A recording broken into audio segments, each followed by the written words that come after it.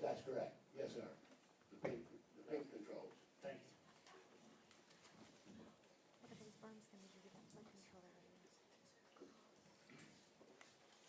You want to change? Please.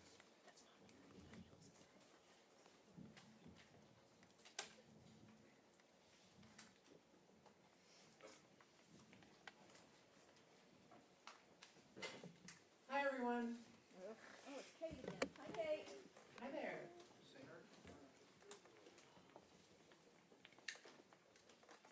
Hi, everyone. Planning Commission members, all of you, thank you so much for your interest in and dedication to Project Spring. I'm really glad to be back here speaking with all of you again, and I appreciate your time and attention tonight. I'm Kate Franco from Google, and I handle data center public affairs in Oklahoma for all of our data center campuses here. We're excited to be able to share more technical details of this proposal with all of you tonight. And I think you'll see that we have been very responsive to many community concerns and will continue to be so. I sincerely hope that we get the chance to bring the best of Google to Sand Springs and the people of Osage County. I'll hand it over now to Jeff from White Rose Partners, our data center developer, to introduce the deep bench of expertise that we've assembled tonight to go through each of the interest areas of the proposal. Jeff? Thanks, Kate. Data centers are large, complex projects, and we've assembled a group of professionals with a broad range of expertise to talk through the technical information and answer questions about Project Spring. I'm very pleased to introduce the following folks.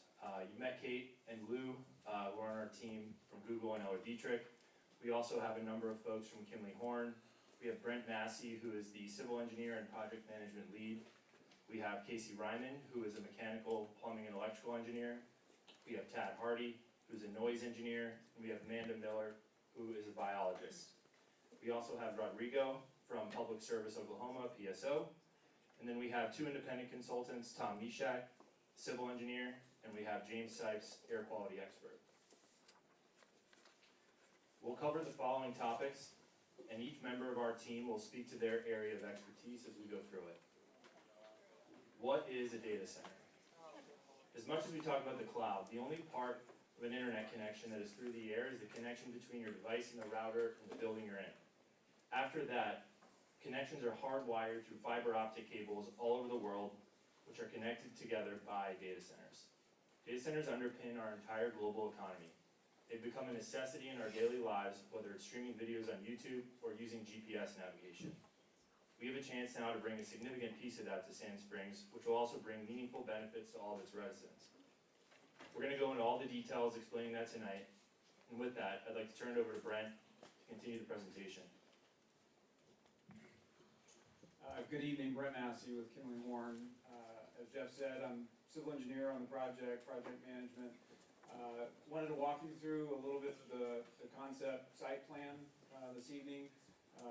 Our goal was to try to combine the PUD requirements, combine that with the site constraints, user needs, the ordinances of the city of Sand Springs, bring that all together to hopefully create a positive development for the city of Sand Springs and the end user. A couple of things that we'll just talk about. Brad hit on some of it in the staff report. Lou's hit on some of it in his presentation from the application. So I'll try to hit the high points. As Lou said, you see 4 buildings presented. There are 2 of the standard scale data centers. And then the one building to the south is Data Center 3, a smaller data center building. And then just to the west of that, a small square, is an office building. So our daily workers would have office space outside of the data center itself. The overall square footage of building area, we talked about it from the floor area ratio, gross square footage under roof. That's essentially 50 acres for those 4 buildings. Looking at that, around 6% of the total square footage of the entire property. The question was asked, why do you need 0.2 in the floor area ratio? We are trying to have some flexibility for the end design. We are in the concept stage. We've been taking input from citizens, we've been taking input from the city. We've been developing our plans and strategy for this project over the last several months, and will continue to over the next future months as we go through this process of entitlement, PUD, zoning. But part of the issue that we have is not everything is 100% designed at this point. We are in a conceptual design stage. We are working toward those fully designed features. Things like, somebody asked about the potential for tornado sirens. Well, I can tell you we will have storm shelters on site. We're in Tornado Alley, and so that facility is not shown on the conceptual at this point, but I can tell you we absolutely will have storm shelters on site for our staff. Those kinds of things. Lou talked about the potential for trying to have some flexibility with our cooling systems, with our mechanical equipment, whether we were putting those under roof or exposed areas. All of those are parts of the options to try to bring this development to fruition. All of those aspects are part of our fully designed, fully permitted under the city's guidelines and ordinances. And so that is our mission, is to try to complete all of those items along the way. You'll see equipment yards, about 80 acres of equipment, around 10% of the total property. Roads, parking infrastructure, those sorts of things, another 80 acres worth. And so essentially what you see in our development, Lou hit on it, we've got building setback 300 foot from all of our property boundaries, 400 feet setback from Highway 97, intensified landscape buffer along the residential areas of the southwest part of the property, landscape buffer around the entire perimeter. So anywhere that does not have trees, we are planning to plant trees at a minimum of 1 per every 40 feet.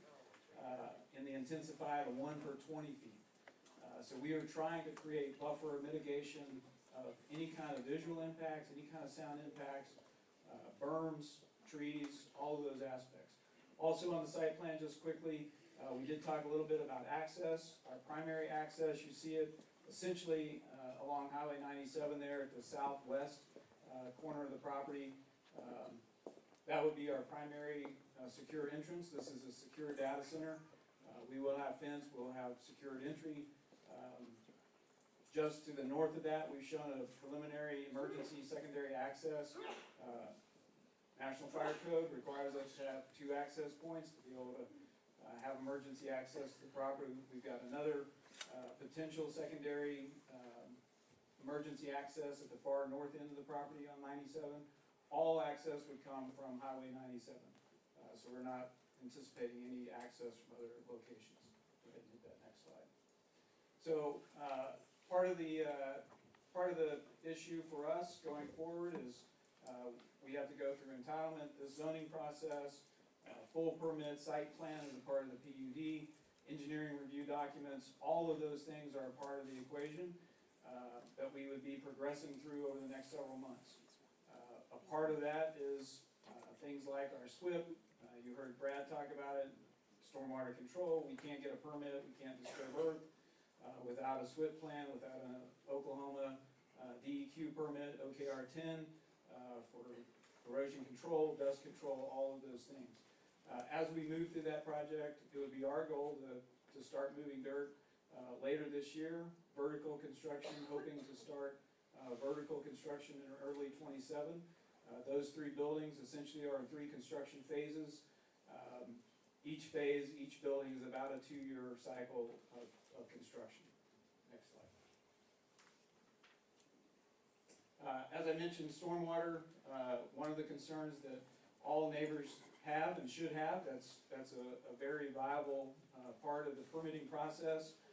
We are under the regulations of ODEQ. As I said, the OKR 10 stormwater permit for construction stormwater activities regulates quantity of outflow, regulates sediment control, regulates dust control, regulates environmental concerns. So we have to comply with all of that through ODEQ, as well as submitting to the city for their review of our SWIP, erosion control plans, all of those aspects that control water, control sediment, control any kind of outflow from the site. In addition to that, we still got to go through plat approval, all of the building component pieces of that. All of those things regulated under ordinances and zoning of City of Sand Springs, regulated under ODEQ. And in our case, we would be having detention basins, we would be having construction entrance exits, sediment basins, all the things that you would expect with a responsible development. In addition to that, we are regulated by ODEQ. There is a requirement for us to have weekly inspections of all of our stormwater BMPs, best management practices, is what that stands for. Regulated on a weekly basis, reporting required anytime there's a half-inch rainfall or greater. We have to report that within 24 hours, updates, and so all of that is published. ODEQ can step on the side at any time, review our SWIP documents. Next one. A little bit about light standards. Brad touched on it, Lou touched on it, I will just quickly hit it. Shielded fixtures, downward lighting, 0-foot candles at the property line. We don't have big outdoor areas that we're trying to light up. Our lighting is for security purposes only. We have light poles along our security fence. That security fence is interior to the project. It is not out at the perimeter. Those lights, as we have said, we're committing to a warm white, which I tell people, what's the difference in a 3000K light LED? If you buy Christmas lights, there's two types that you can go buy white Christmas lights at Walmart. You can get the warm white, which is more the yellow color. That's the 3000K color.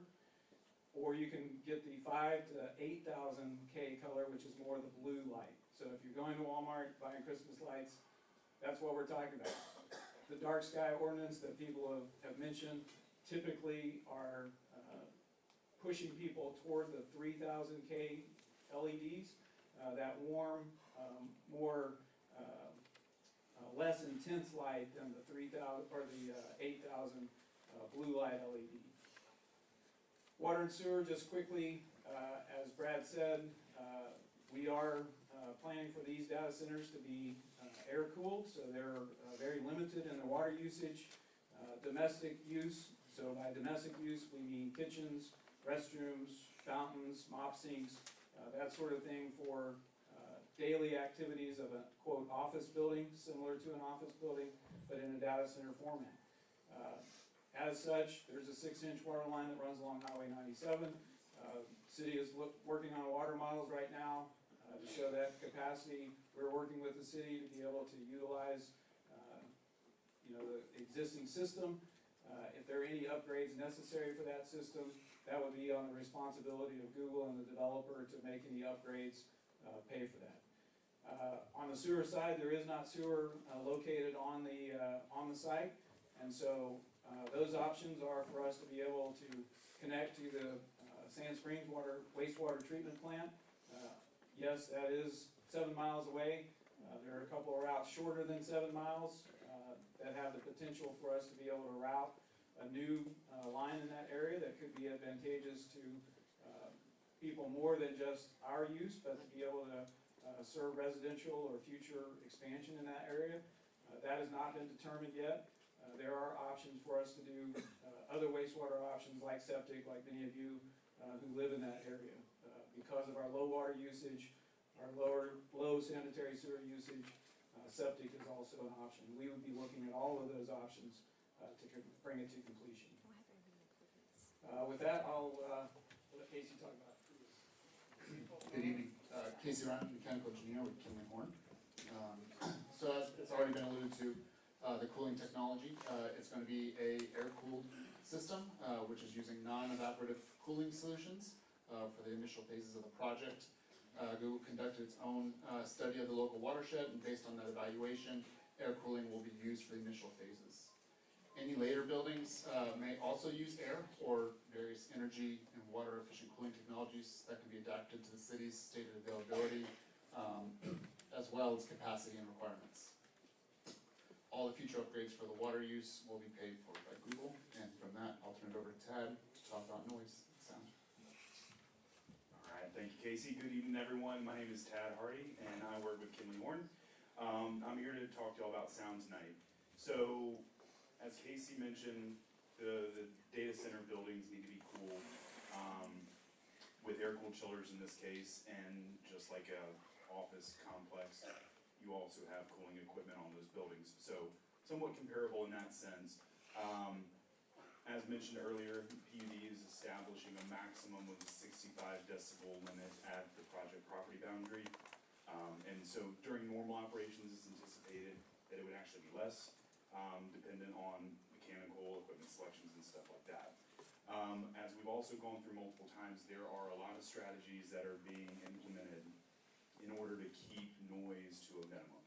So we've talked about the building setbacks being a minimum of 300 feet. We've talked about landscape buffers around the majority of the property of at least 100 foot, with the increased enhanced buffers on the southern side of the property that are 200 foot. And then we've also got earthen berms that are 8 foot tall in various locations along the southern portion of the property.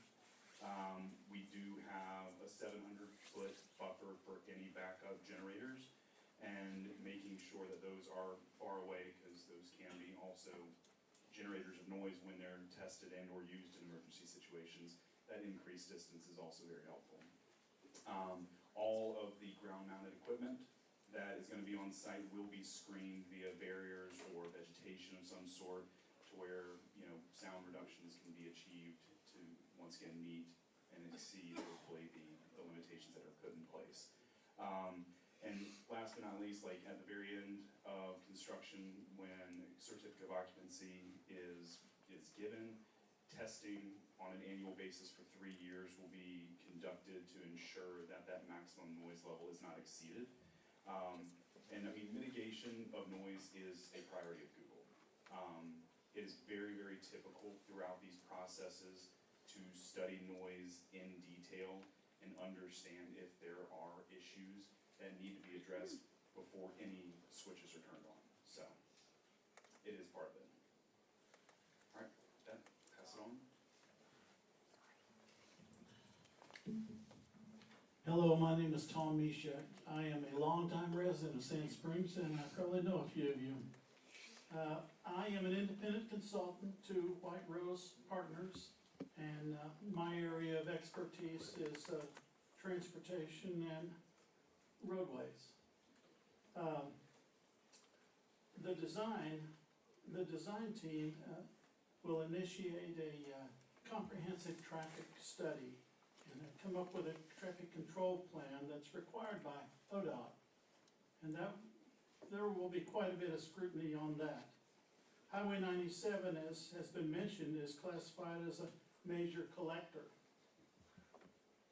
And the road averages around 600 vehicles per day, according to the 2024 INCOG report.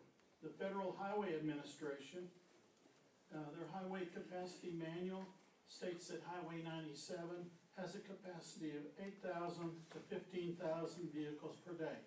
Now, as I said, there will be a study to determine what is capable of the roadway. Any required roadway improvements will face that traffic control plan and will be paid for by Google. The project at the entrances will require widening, and that widening will be not on the private property, but on the development property, to include widening lanes for left turn, straight through, or right turn lanes. And that should alleviate any problems. And the property, like I said, all of those lanes will be on the property that's a part of this development.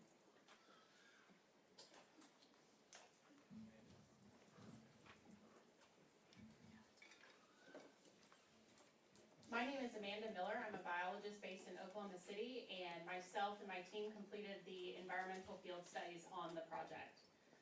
Project Spring will be subject to regulation and laws required by the Environmental Protection Agency, the Oklahoma Water Resource Board, the Oklahoma Department of Environmental Quality, U.S. Fish and Wildlife Service, as well as the Corps of Engineers. As was previously mentioned, about 30 to 40% of the site will remain as a green space. When we completed our field studies by Oklahoma-based biologists, no endangered or threatened species were identified, and those are at the federal level or known to occur within the site. Conservation measures are required by those laws as implemented by the agencies I mentioned before, including timing restrictions for any ground disturbance to minimize impacts to sensitive species, preserving those habitat areas or potential habitat areas within the green space in the project boundary, as well as implementing best management practices throughout construction and operation of the site to minimize impacts to those species of concern. As Brent mentioned, the project is under an OKR 10, which is a SWIP permit, so stormwater management permit. ODEQ requires that the site complies with not just the overall stormwater management, but also certifies that they have no impacts to jeopardize the existence of those federally or listed threatened or endangered species.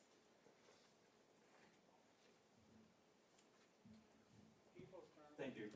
Like Tom, I'm a longtime resident here in Sand Springs and have been working in air quality emissions for more than a decade, and since last year have been representing environmental topics for data centers all across North America and Latin America. Google has to meet all current required federal and state requirements. This project hasn't been completely scoped out in the design phase yet, but once that's finished, that will have to go through a stringent regulatory requirement for permitting under the Clean Air Act, and we'll have to participate in programs such as the New Source Performance Standards and the National Emission Standards for Hazardous Air Pollutants. Federal EPA and state ODEQ regulations limit backup generator run times, which has been a concern, I think. These run times are listed as not being able to exceed 100 hours, however, per year, but actual run times in Google's portfolio indicate that the run times are probably less than 10% of the maximum rate. PUD is also going to restrict the generators from being more than 700 feet away from residents. The project's going to be permitted to use ultra-low sulfur diesel and hydrogenated vegetable oil, and this is going to help to limit the particulate matter emissions.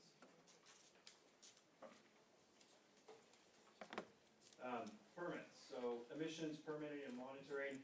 Permits, a construction permit from ODEQ will be issued after it is determined the source is designed to meet applicable rules and pre-construction requirements. Prior to the permit being issued, the application is made public and is subject to a 30-day public comment period to which ODEQ is required to respond to all comments. Google expects to submit the application as site design completes over the next several months. And then operational monitoring, ODEQ sets facility-wide caps on emissions.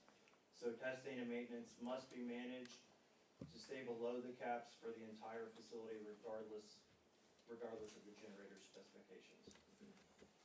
Ongoing reporting requirements to ODEQ include logs of hours of operations by purpose, fuel usage records, maintenance and inspection logs, and annual emission inventories. Additional ODEQ responsibility for conducting inspections, responding to complaints, and observing and monitoring emission tests is also going to take place.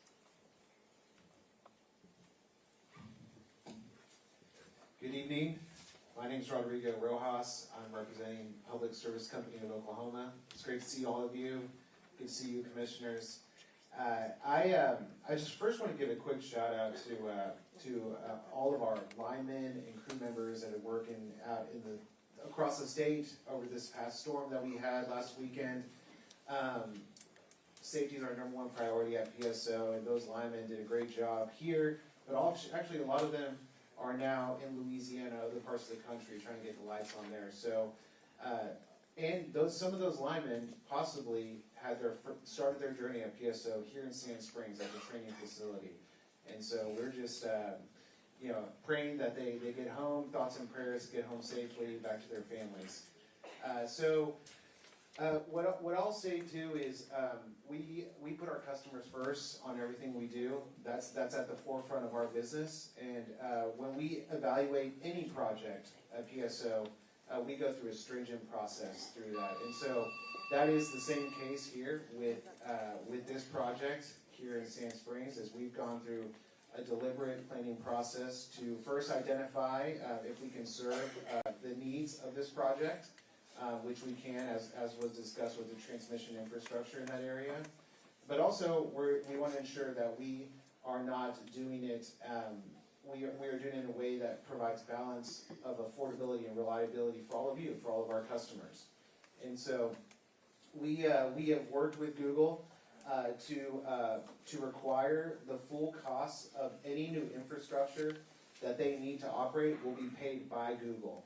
So examples of that will include a new substation that they will build on that site. It will include their share of new generation that they will need for this project. In addition to all of that, we are also adding additional agreements, provisions, to keep us as a company and you as customers have those safeguards in place with long-term commitments. That includes upfront billing. It includes substantial financial guarantees, early exit fees, and a lot of additional levers that we have to ensure that they're paying their full cost and that they are truly partners on this, where they come into this community and they come into essentially paying their full share and not incur any cost to all of our customers. With that, that is the sorry, that will conclude my part, but I appreciate your time and attention. Thank you.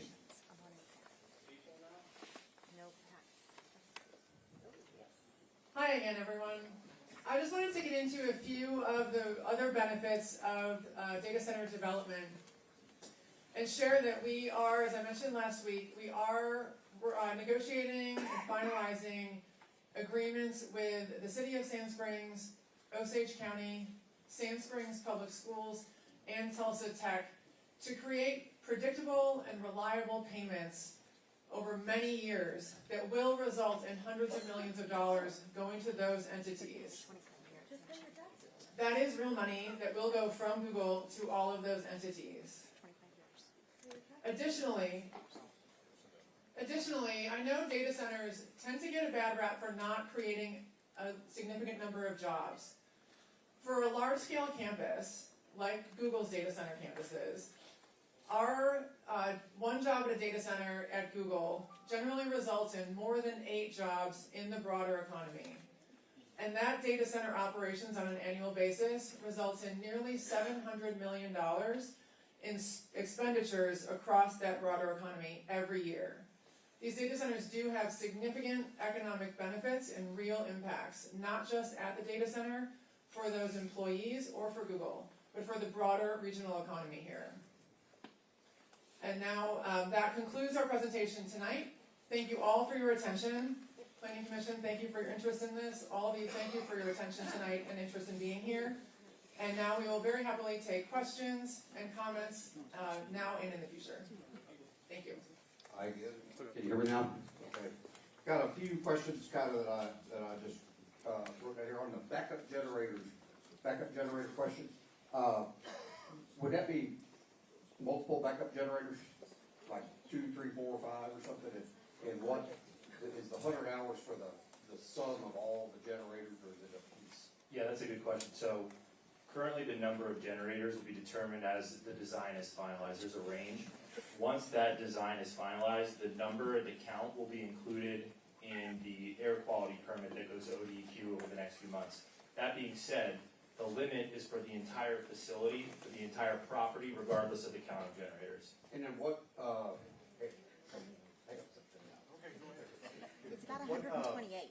what kind of distance do the generators need to be from the buildings? I mean, can you strategically locate that in order to mitigate noise and all? I'll hand that to Brent to answer. So generally, the backup generators are going to be with our electrical components for practical reasons, just like you would, if you have a generator at home, your electrician is wiring that generator probably very close to your meter cutoff switch. Similar kind of idea on our data centers. So yes, they generally would be close to our electrical equipment outside the building. What about construction material?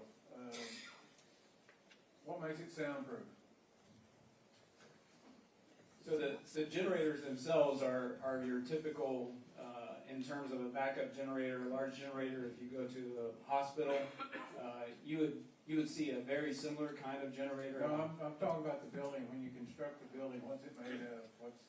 So our building components consist of a combination of tilt-up concrete panels, steel and aluminum cladding. Those are our major building components. So any kind of noise barrier, buffers, any of that abatement would be out of probably louver type material of a varying capacities of different materials for sound.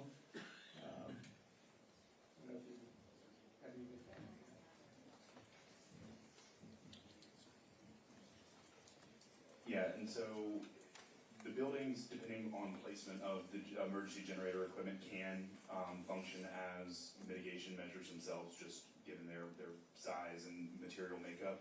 But as mentioned earlier, there will be screening that's required and that will be implemented around any ground-mounted equipment, such as emergency generators. And then if, for any reason, during future analyses of noise, it's identified that we need to request and or require quieter generator equipment, there are specific enclosures that can be put around the generators to help also contain any of the noise emissions that may come from them. Okay, I have a question. It goes back to the noise. We're not discussing, or at least I'm not thinking along the lines of the generator necessarily. I'm thinking of the building and the equipment, the servers inside. What measures will be taken to soundproof the walls in order to mitigate the noise coming out of the buildings? So very rarely do the interior mechanicals of a data center generate noise outside, given the makeup that Brent had mentioned. Concrete tilt-up walls, concrete in and of itself is very robust and does a great job of reducing that interior to exterior noise transmission.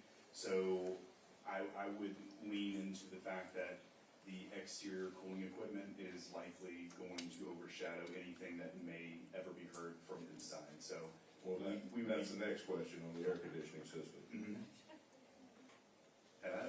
Yeah, what would mitigate that? So there are a bunch of different factors that can mitigate noise specifically from the cooling equipment. Other than the mitigation measures that we've laid out so far in the PUD, there could be particular selections for the mechanical equipment itself. Different manufacturers have different guaranteed emissions in terms of noise, so making the correct selection for that. Depending on where the equipment is located, if it's ground mounted, obviously we've mentioned that screening would be in place. If it's elevated for some reason, there are structure mounted barriers that can be implemented. If the equipment's roof mounted, parapet walls around the top of the roof, can do a good job. These are all things that are usually analyzed in more detail as the project goes from concept to kind of more detailed designs, but there are a bunch of different types of mitigation measures out there today that can be implemented to keep noise to a minimum. So just to be clear, the 65 decibels is inclusive of everything on the property. That's not limited to servers, it's not limited to generators, it's inclusive of air conditioners, buildings, the entirety. Correct. Okay, because it's kind of hard to separate one out unless you've got some kind of machinery that can do that. Mm-hmm. Okay, and that's at the buffer zone. From any property boundary. So at any point along the entire boundary of the entire property, that 65 decibel limit is there. So it could never exceed 65 at any point along any portion of the project boundary. Okay. I notice you say that the first 3 years, and that's operational 3 years, Correct, yeah, so there will be a. Obviously during construction, you're not gonna be running equipment. Correct, yeah, so there would be a study at SIBO, or as the building was completed, so for each building, will be a required study that'll be submitted to the city by a third-party acoustical sound engineer. Okay. After that initial study at the point of completion, so basically, building's done, we're guaranteeing that it works and it's gonna meet the requirements. There's 3 years after that of another study by that third-party acoustical engineer that'll make sure that the standards are still being met. And then after that 3-year period's over, the city can still require a test at any time. Okay, thank you. Got a couple more, sorry. I read in reviewing the information about the existing conservation easement that's on the property. Yes, sir. And can y'all speak a little bit about that? I think it was 240 or 250? Yeah, I'll hand that one to Brent just to kind of give an overview, and Lou might be able to provide some context as well. Oh, okay. Yeah. Well, there might be somebody coming after you that might talk. Go ahead. So yeah, on the conservation easement, as you alluded to, 250 acres of the property is in a conservation easement. It is our intent to closely align with that, with our setbacks, with our landscape buffering, in many cases to enhance that with the plantings and the setback berms that we're creating habitat in those areas. Very closely aligned with our setbacks, everything that we're doing from a site development standpoint. I'll let Lou talk about the legal aspect. Well, Lou Reynolds again, the conservation easement, we will comply with the terms of it. There's other easements on the property. PSO has an easement, the city of Sand Springs has an easement on it, and we've got to develop it in accordance with any of the restrictions or terms of that easement. Kind of simply put, that easement lays out an easement property section, and in that easement property section, it describes what cannot be done there, and we will comply with those terms. Is that the box on the, Wait until it's time. the map? I'm just asking, is that the yellow?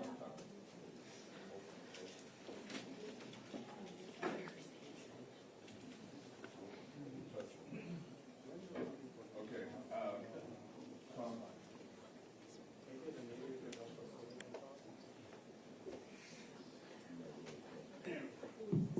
Okay. There's been discussion about various issues from sound to water usage to electricity usage rates, impact, if you will, of the project. And the materials address a lot of those issues, or all of them actually, but to one degree or another. My question is about the sound issue again. We talked about a metric of 65 decibels at the boundary, any part of the boundary. And that's after buffering and mitigation efforts are made. Do you have empirical data or an understanding of what the noise production would be, unbuffered, unmitigated, starting point, if you will? If we're gonna get it down to 65 at the boundary edge, what is the jumping off point? Yeah, I can kind of take the beginning of that. There hasn't been any formal study yet because the study is really dependent on a myriad of factors, which include the exact type of equipment you're using, the exact location of that equipment, even weather, wind, all those things factor into it, which is one of the reasons you use a decibel average, right? Averages out over an hour. All of those things will be answered as the design is completed and as we make further progress to, progress the site plan. Noise is a factor, so we're sort of anticipating that the mitigation measures in the PUD will really do an excellent job of managing those problems, but in the event that as design progresses and, we feel like there might be some weak points, we'll address those because that's what that decibel limit is there for, is to ensure under all circumstances, no matter what, it's never louder than that in the border. So it'll be evolving through the move from concept to actual construction. Exactly, yeah, so things that generate sound might move around within the property, the equipment itself will evolve and, progress as design does, but, did you wanna? I can also share that 65 decibels is a very common municipal noise limit. And Google operates many existing and operational active campuses across the country, operating with that as a limit and our general average noise level is usually below that. So we have extensive experience with campus design and mitigations in place to ensure that we stay below 65 decibels.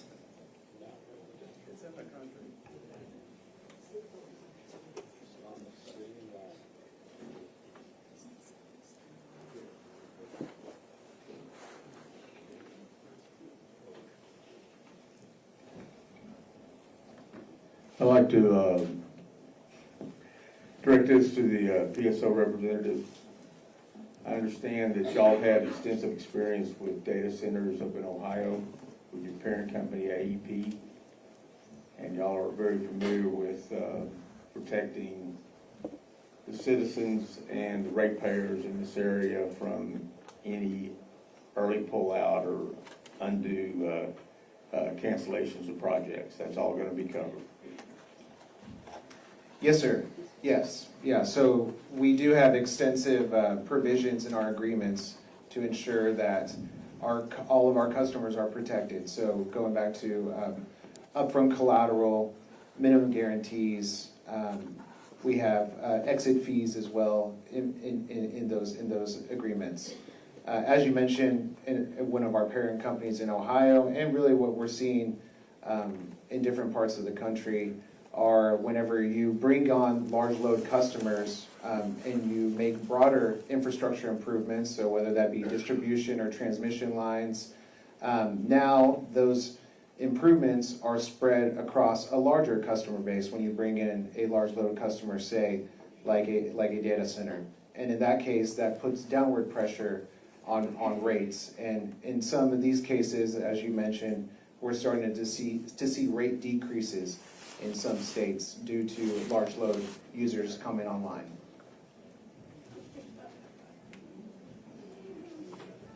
I've also got a question. I'm in and out here. I've also got a question for PSO, Mr. Rojas.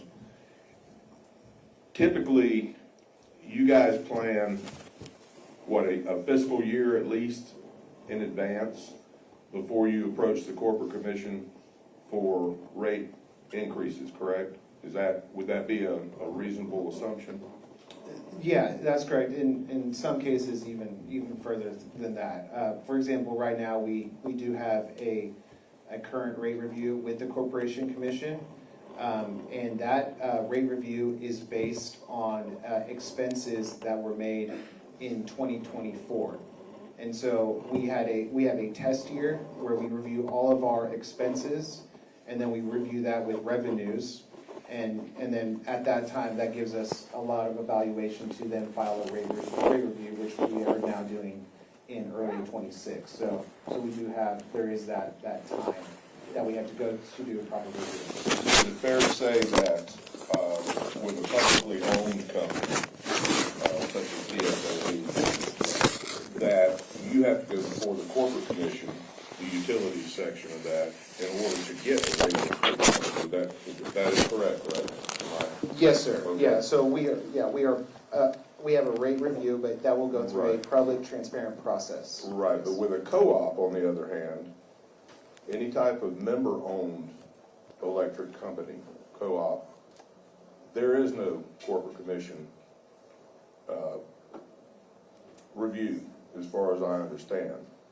I've tried to look into this, but with a co-op can say, okay, guys, we're just going up on the rates. Now, they have to justify it to their members, but they do not go before the corporate commission, if I understand correctly, and I'm happy to stand corrected if I'm wrong. I just want to know. Well, I can't speak directly to the co-op or a specific co-op, but yes, they would have to ultimately justify their rate increases to their members of the co-op. But in our case, we are regulated by the Oklahoma Corporation Commission. And that's the difference. What I'm trying to say is that's the difference between a membership in a co-op versus a public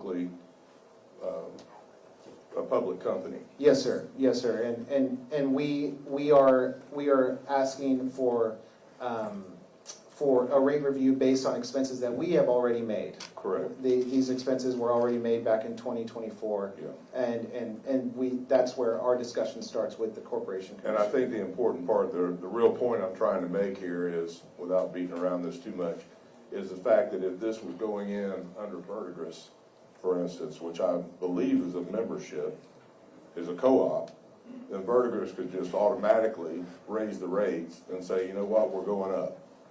You know, we've got a data center to deal with, we're going up on our rates. With PSO, you guys can say that all you want. You can go to the corporate commission, but you may not get that rate increase. I know you're gonna probably, I'm just gonna give an example. I would think that typically someone might ask that wanted a rate increase at anything. You might ask for 25% expecting to get 14, you know, or maybe 12.5. But there's also some of the research I've done, there's also some litigation going on out there against publicly owned companies to try to slow that rate increase down when they do occur. So I'm not faulting you at all, don't misunderstand me. I'm just trying to make the distinction between what is possible with a membership co-op situation versus publicly owned. Because publicly owned requires the corporate commission to be involved and say yes or no, this is justifiable or it's not. Yes, sir, and it's our standard way of doing business that we've been doing ever since we've been in Oklahoma, and so yes. So it is a starting point. All of our rate reviews are a starting point, and we have that public discussion with the Corporation Commission, transparency, public comment period, evaluation, to ultimately then the commissioners now have the full authority to make their decision on those rate reviews. And everything here is being paid for by Google and any kind of upgrades. Specific to this project, 100% of all the infrastructure upgrades will be paid by Google. Yes, sir. I just want to make that clear. Thank you. All right. Do we have any more questions up here for the panel or for Mr. Bates? by any chance? No? Okay, at this time, we're going to, I understand that I'll go ahead and open the public meeting part of this procedure. And I understand that there's a possibility that the Conservation District or the Land Legacy Executive Director may possibly be here. Is that the case? If so, yes, sir. Would you step to the podium and introduce yourself and talk to us for a few minutes here about the... Sure. Thank you, Commissioners. I'm Michael Patton. I'm with a Tulsa-based nonprofit land trust called Land Legacy. We are a conservation nonprofit that protects and defends land and wildlife habitat by having landowners agree to restrictions on their land, often for tax benefits. We have properties in 3 states. We have 16 easements in Osage County alone. In 2013, Alan Ringo approached us and signed a legally binding conservation agreement with restrictions on development that we filed in Osage County Courthouse. It's part of public record. I have some copies here. They can be found on a simple search of Osage County land records. It restricts development on 270 of the 827 acres you're discussing today. We have the right to inspect the land. We've inspected 6 times in the 13 years, at which the Land Legacy employee has rode with the Ringo family to inspect and make sure the conservation easement restrictions are met. 2 years ago, Mr. Ringo came to our office and asked if he could swap this land for other land. There was a procedure in his contract that allows that, but we have concerns and expressed to him the procedure for doing that. We didn't hear back from him for 2 years. 2 months ago, his son came into our office asking a similar request. We again explained the process. In the time since then, I found out the land was annexed by the city of Sand Springs with no notice to us. I believe we should have been notified because our easement gives us the kind of some right, title, and encumbrance which constitutes an interest in the property. On the rezoning application you're considering today, there is a box that asks, are there any restrictions, private restrictions or deed restrictions of this land? Document you have in front of you, the answer is no. That's false. There are restrictions found in place, and somehow the applicant failed to negotiate, failed to submit, failed to acknowledge these restrictions on the application you have. I'm not opposed to data centers, nor in favor of data centers. This is a legal requirement. Your application has a statement from the landowner that says this easement does not exist, and it does. Given the easement restrictions, and Mr. Ringel's full acknowledgement and knowledge of this conservation easement, and given the restrictions and easement that we need to have considered tonight, I strongly urge this planning commission to postpone this vote until the paperwork be done properly. Thank you.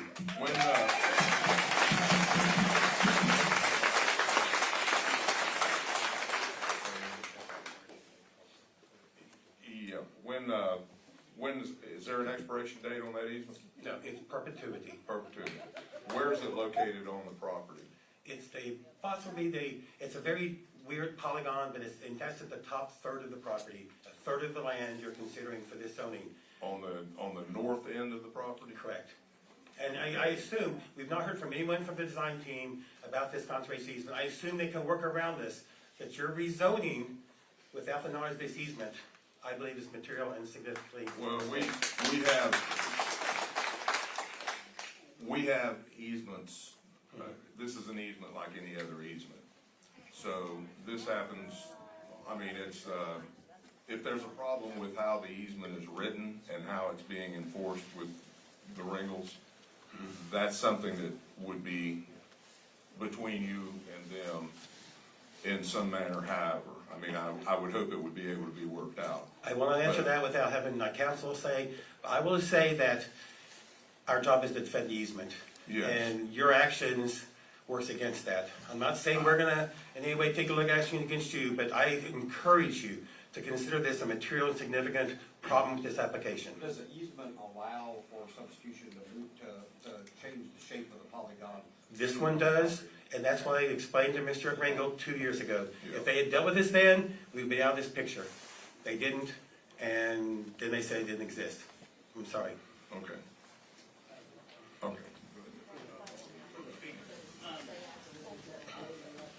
You said that Mr. Ringel came to the conservation entity 2 years ago. Yeah. Thereabouts, when the easement was granted. 13 years ago it was granted. Thank you. 2 years ago he asked about the swap. Correct. Okay. My question is, and I just simply don't know the answer, so I'll ask you, I think you may. To a developer, to a landowner, what is the upside, what is the benefit to Mr. Ringel 13 years ago when he elected to enter into the conservation easement? I won't give a number, but it was a significant tax deduction for him. Correct. And 13 years, the IRS acknowledged this as a non-cash donation to my company. We have it on our books for that dollar amount. Thank you.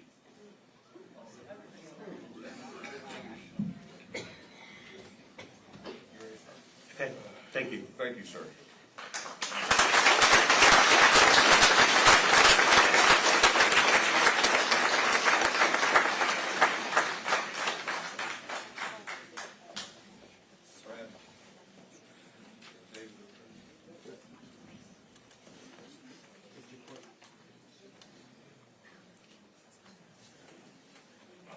I'd like to know where.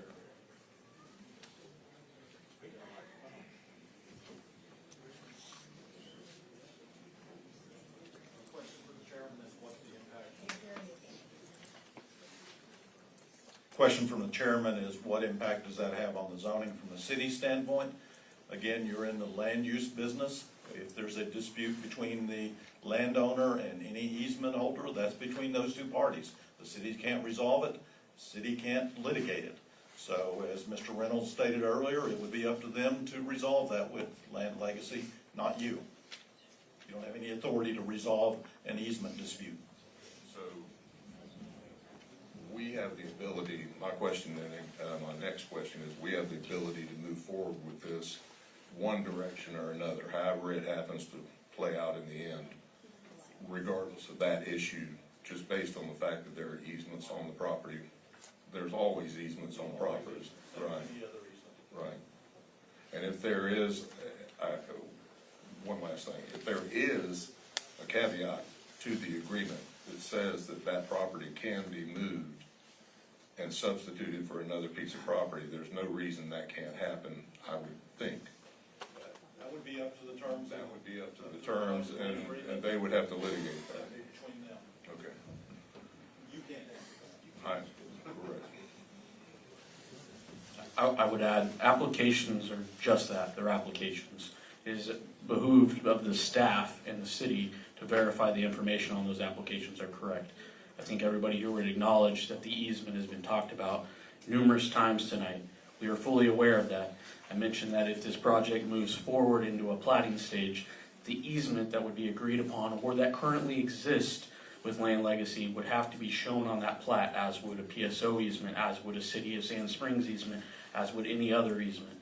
All those would have to be conveyed and properly shown for development to ensure that anything that was built would not be placed or affect one of those private entities. During that process of platting, we send out notification to those easement holders to let them know that something's being proposed and to be able to chime in on whether it's impacting their easement. Thank you, Mr. Bates. I'd like to point out that the gentleman that just spoke before Mr. Bates is our city attorney. I didn't mention that earlier, but he's the city attorney, and that's the reason I was asking his opinion. Okay, with that, we are, you got something? Okay, we're ready to open up the public aspect of this meeting, and we'll take speakers. We are going to, Make it easier for you if I just follow through on this.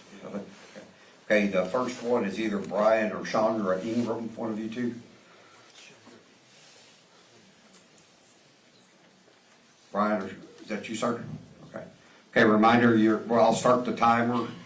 It's 3 minutes, and at 2 minutes in, I'll give you I'll hold this sign up here for you. Okay, and please introduce yourself and your address. My name is Brian Ingram. I live at 5519 North State Highway 97. I'd like to talk about backup generators and the poison from them. This being a 500 megawatt power plant, they're going to need about 168 generators. Wet stacking is when you run a diesel generator at 30 to 60% or below optimal temperatures, which happens in a weekly or regular exercise, 15 to 30 minutes. Then at the monthly load testing to simulate those simulate real world conditions, it burns off the fuel, the carbon from the wet stacking, and results in chemicals called PM2-5s. They're fine particulate matter containing lead, mercury, cadmium, arsenic that poses significant risk and health hazards that can be inhaled deep into the lungs, enter the bloodstream, causing heart and lung disease, asthma, and early death. PM2 is a pollutant that causes the largest health impact globally, contributing to millions of deaths each year. Not only will PM2 affect the air, but the ground and water as it settles. Another thing, nitrogen oxide causes respiratory problems, acid rain, smog, and harmful pollutants. Irritates airways, worsens asthma, and damages ecosystems by acidifying water and soil, and also causes greenhouse gases. Sulfur dioxide, SO2, is a chemical air pollutant that irritates lungs, causes respiratory issues like asthma, and forms acid rain and fine particulate matter, harming ecosystems. All this comes from their diesel generators, 168 of them, which they're going to need. The World Health Organization classifies diesel exhaust as a known human carcinogen. Okay? There's a reason these data centers go into industrial areas and not agricultural or residential areas. They poison the land and the people around them. Your zoning matrix right here says that the zoning district and plan categories are not in concordance with the land use intensity. This is y'all's land matrix. I know last week the Honorable Mayor Jim Spoon cleared a path for you by saying the city's comprehensive plan adopted by the City Council in 2017, Resolution 17-25, was a living document and could be changed upon need. Well, let me ask you, how many times since 2017 has this document came to life? How many times since 2017 have you put light industrial business to be thrown in the middle of agriculture or residential land? That's all I got.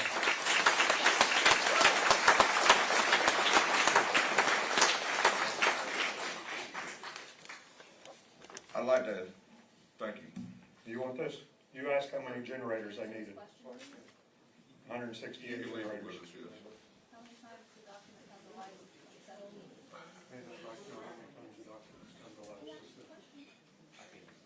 can't answer that right now. Okay. So, we need to, let's call whoever's coming up. Okay, well, hold on just a minute.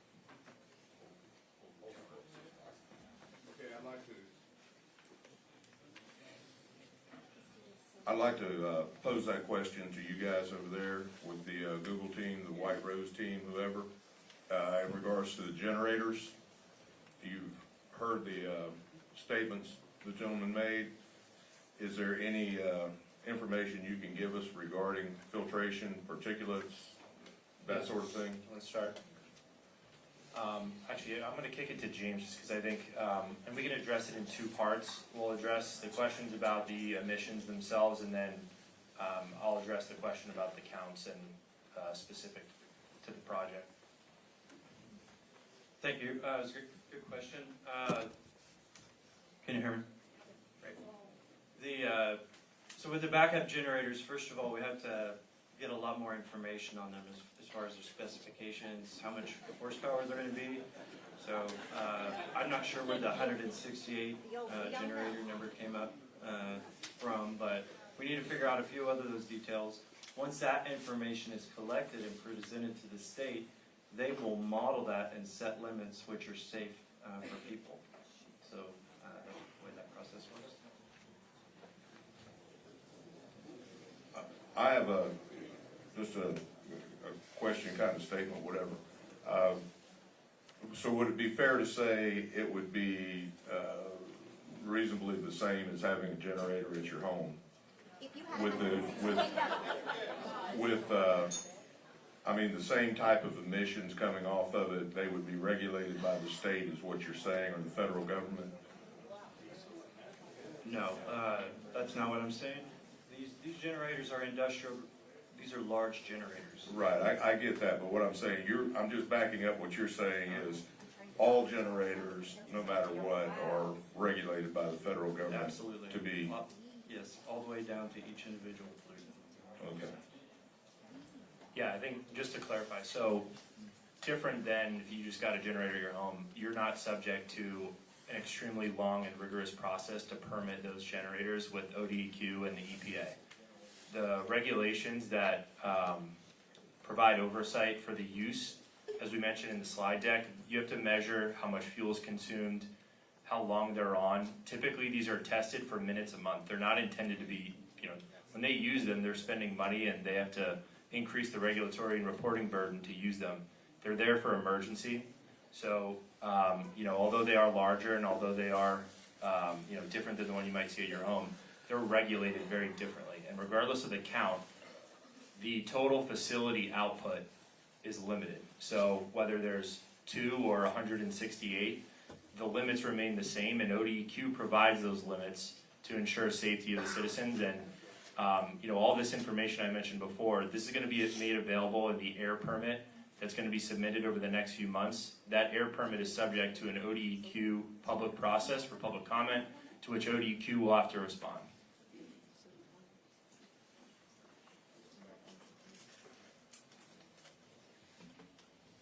Mr. Charlie Pearson, and I'm gonna call the person up next to kind of be on deck to make this go a little bit faster. So Mr. Pearson, you're up, and the next person after Mr. Pearson is Jonathan Sims.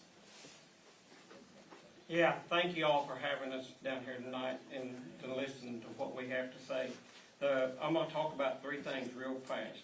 And the first thing I'm gonna talk to you is about my town. Sand Springs is divided right now, folks. We're a divided town. And I sat down and wrote this up before I left home, and I hope I can stay on script because it's to the heart, I'm speaking to you from, is our town is divided. And if I was somebody looking for a home to come in, to buy, a community to come into, a company to come in here and bring my business, it would not be Sand Springs, Oklahoma right now. Because we're divided, we're fighting among ourselves. This has to stop. And we've asked and asked and asked, guys, what we can do, what can we do to help grow Sand Springs and work together instead of against ourselves? We've always worked together. We've always put Sand Springs first. We've always come together, made Sand Springs great of what it always was. It's not now. It's absolutely not. I get phone calls from people that don't even live in Sand Springs, and they say, what in the world has happened to your town? And it makes me sad. It makes me very sad that we've allowed this to come into our town. So that's my first part on our town part of it. My second part is the ag part of it. There's 827 acres up there. This 827 acres feeds 352 people per year. And these are not numbers I've made up. Farm Bureau web page states that we have lost 10.4% of our ag farmland in the last couple of years. 17% of decrease of our ranch land in the last 2 years. And as we go on, it says, and according to USDA, and these are not numbers I've made up, you're welcome to go look them up. From the years of 2020 to the year of 2024, we have lost 1.1 million acres of land has been taken out of production in Oklahoma. Our family ranches north of Sand Springs. I'm going fast. We ranch, and we've been there almost 100 years. We've tried to feed the people. We are losing the battle. And the last two things I'm going to say is I'm asking you as a lifelong Sandike to vote this down. Let's stop this fight among our people, among our citizens, and let's all come to the table. And I've asked the city to come to the table. Let's sit down and talk about this. Let's figure out what's best for Sand Springs. But I'm asking you to vote this down. And then the last thing I'm going to talk to you about is the fire department. I've been on our fire department for 35 years. Highway 97 is in our jurisdiction. We will take care of Highway 97. And you talk about traffic, Highway 97 will not handle the amount of traffic that man stood up here and talked to you about. I have that experience. The big trucks we're going to put on the highway for construction is going to create a hazard for the local people that live there. We're going to have car wrecks. We're going to have bad situations that we're going to have to deal with. Not you guys, but it's going to be us that's going to have to deal with this. I do not want to do this. And the last thing about the fire department is, and I will go real fast because I know he's shutting me off. Okay. Can I have one more sentence? Okay.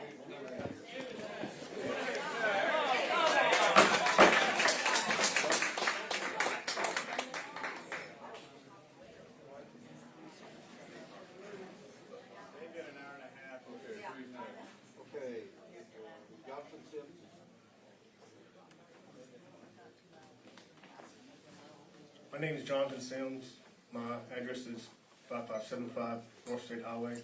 My property directly butts up to the south side of the proposed site. I'll be short, let some other people talk. Our federal government and state governments around the country have rolled the red carpet out for data centers and Bitcoin mining. They, in the form of tax exemptions and also and other easements of regulation, EPA regulations. Y'all, the local governments, the city governments, are our last defense against this invading force. I just want to, I was born a Christian. Most of the people that these city council members are representing are Christians. I don't know if y'all are or if they are. But I just would like to read a couple scriptures from Luke 12.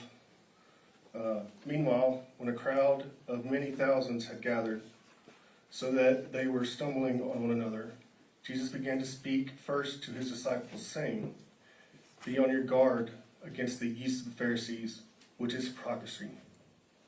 There is nothing concealed that will not be disclosed, or hidden that will not be made known.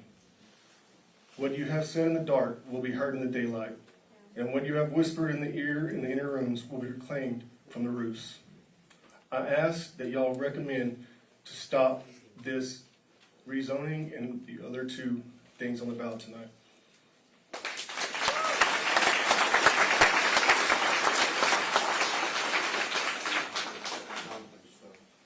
Jonathan Stowe, and next up would be Actually, it was Annette Kennedy.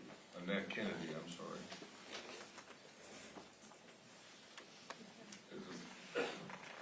Jonathan Stowe here. Person dead.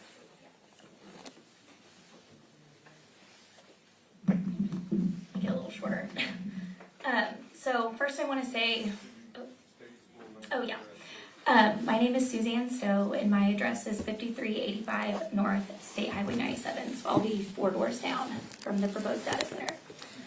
But I first wanted to say that you guys make the data center seem so beautiful. I don't know why you wouldn't want it in the middle of town. There you go.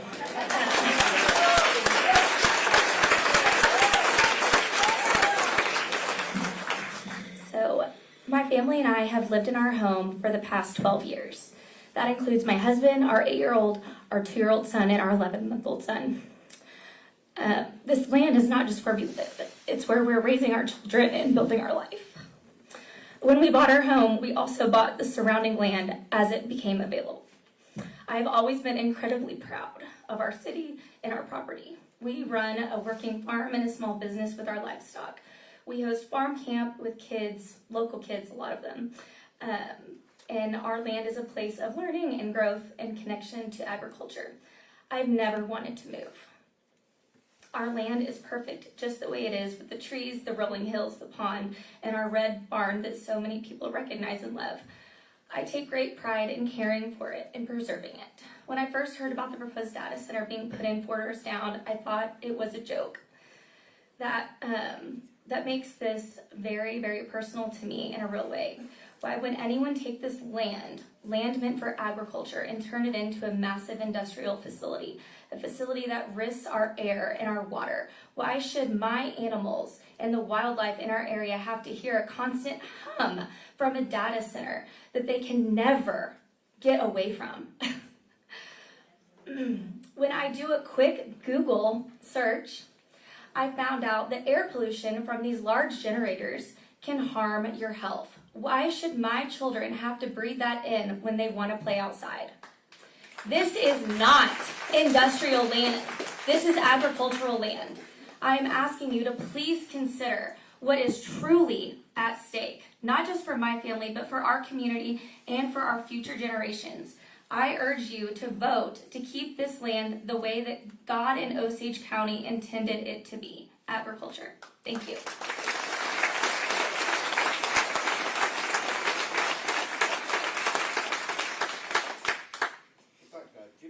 Jimmy Stearns or Jimmy Stevens, I can't tell. Okay, so you, and then next person up is Morgan Kaywood.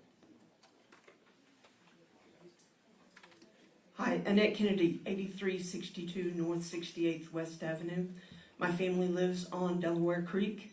My land is located just across Rock School Road, and I sit and look at that hill every single evening when I'm sitting outside on my porch. I want to speak to you guys from an educator viewpoint. My family, all of us, all 5 siblings are educators. We've talked a long time about the money that will be poured into Sand Springs schools, and I truly understand the importance of money in schools. But I also know the importance of the school being at the center of a community. 28 years ago, I came this close to being one of those community members in our school, and I missed it. I was in the top 2, and I've stayed at the school where I'm at for 29 years. I know that this town, this school system will be hurt significantly. And it cannot come down to numbers and money, because that's not what school systems are run by. It's run by the people who commit themselves to bringing these kids up. And we need to consider that when you're looking at how much it's going to cost, not how much it's going to bring in.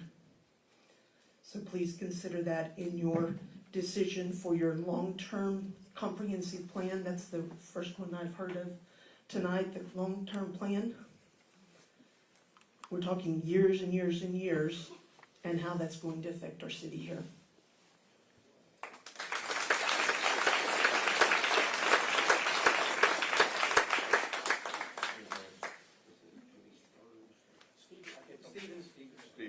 Chicken scratch. On deck is Morgan Haywood. And my name's Jimmy Stevens. I'm at 1125 North Main Street, and I have some property in Osage County as well. I'm just curious what the current sound level is out there. You guys seem really concerned about sound, but sound is about 30 decibels out in the country right now. They keep saying 65 decibels. That's not just double, that's actually 3 to 4 times more. Every 10 decibels increase is a doubling in sound, just so you know. So I'm aware of this. I had a lawsuit out in my property in Osage County with some oil wells, and I can tell you it's a huge sound increase from 30 to 65 to 80 to 90. So just take that into consideration, and you can hear 412 from my property or my house at 12th and Main Street. So, you know, if you don't think it's going to travel 200-300 feet, it travels almost a mile from 412. So, thanks.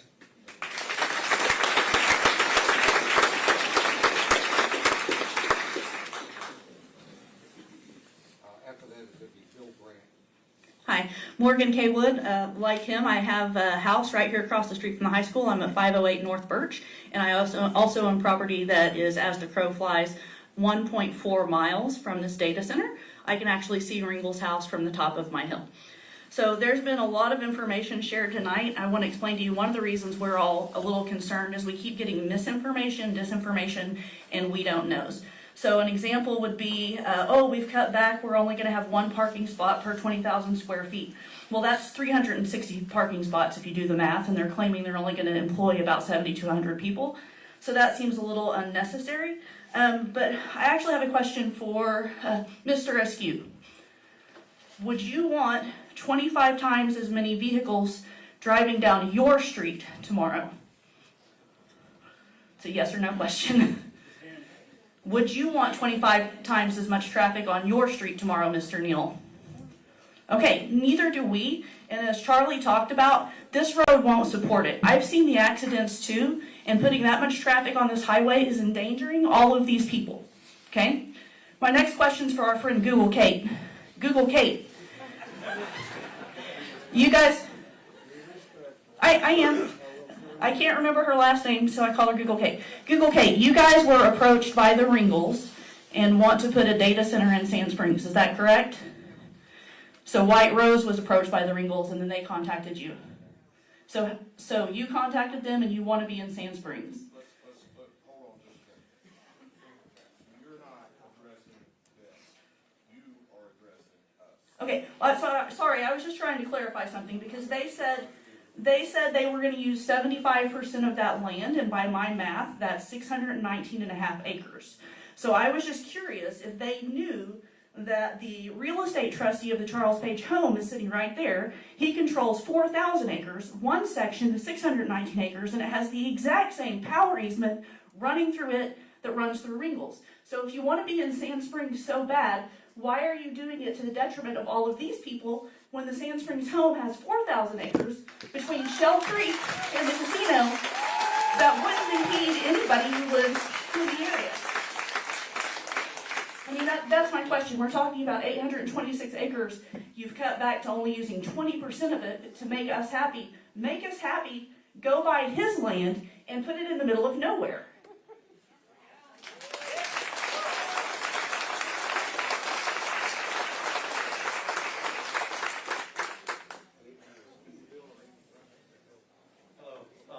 Bill Grant, 4526 North State Highway 97. Phil Nolan's on deck. Oh, I'm sorry, I thought it was Bill Grant. I got you. Tell Bill. You ready?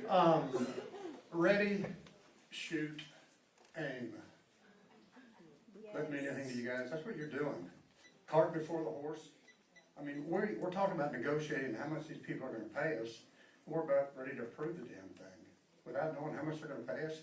Ms. Franco says, well, we're negotiating, it's gonna be hundreds of millions of dollars over the 25 years. You guys don't know what that amount is. How can you approve something when you don't know what the terms are? I think we got a few businessmen here. Right, yeah, but you're approving the zoning, and once it's approved, there's no turning this thing back. Well, I don't, but that's my point. Okay, are you gonna add my 3 minutes? Okay. We talked about 65 decibels, Ms. Franco, and I think you guys use the term average, correct? Average over an hour. Not max, 65 decibels average. So this is, okay, 65 decibels average. You guys know what that means, don't you? You can blast a rocket ship off, 200 decibels, everybody loses their eardrums. For the rest of the hour, it's 20 decibels. They're below 65 decibels an hour. We talk about 15,000 cars. I'm kind of a numbers nerd. That would be 45 miles of traffic, bumper to bumper. Here, from my house to Okmulgee, would be a parking lot if we had 15,000 cars up that road. The numbers that you guys are throwing out don't make any sense.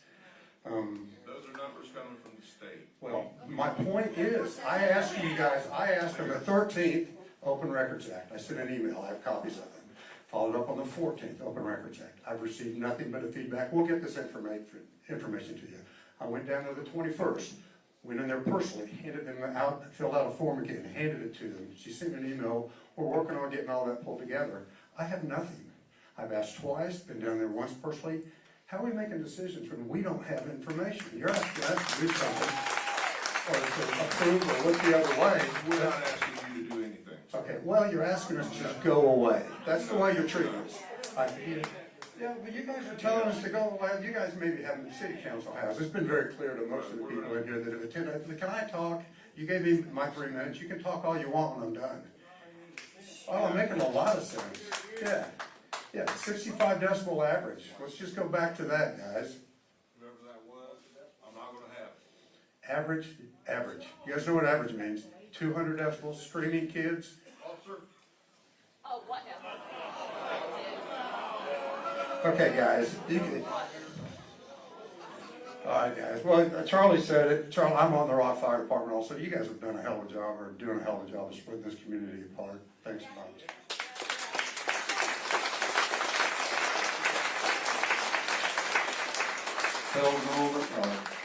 Phil, and then coming up after that is Kevin Casey.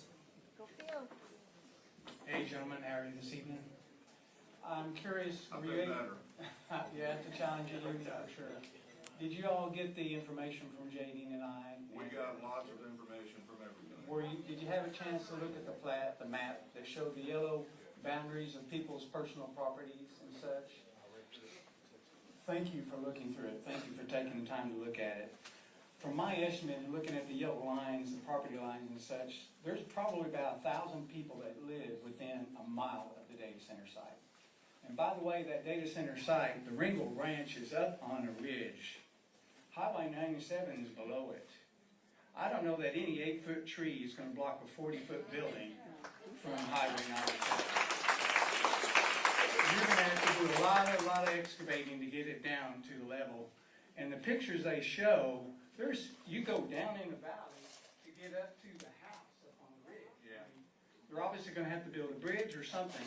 And then in their pictures, they don't show all the massive power lines coming from the PSO sources coming in and the big transformers and stuff. You'll be seeing all that coming into the buildings too. So as far as the site goes, it's going to look a little bit different than what they showed us there. My point is, up there in that area, within 2 miles, is 2,000 to 3,000 people, basically the size of a council ward in Sand Springs. The neighborhoods in this area include Deer Run, known for the quiet family atmosphere, Linda Lee, Meadow Lake 1, Meadow Lake 2, Windridge 1, Windridge 2, the Lakes of Windridge, a desirable, peaceful residential area known for large wooded lots, offering a quiet, scenic, and spacious country-style living environment.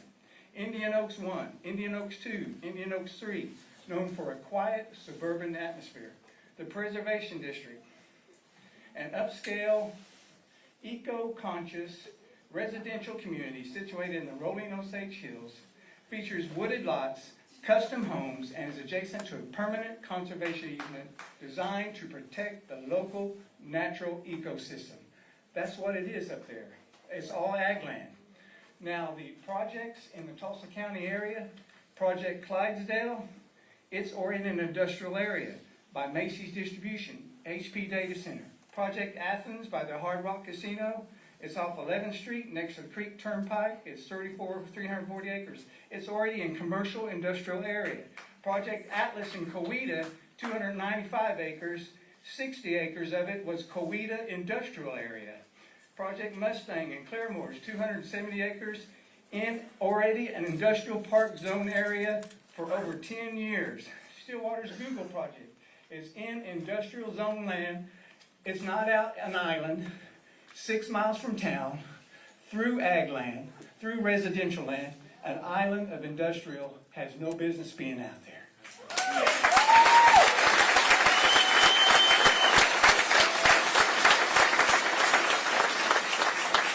I know my time's run out.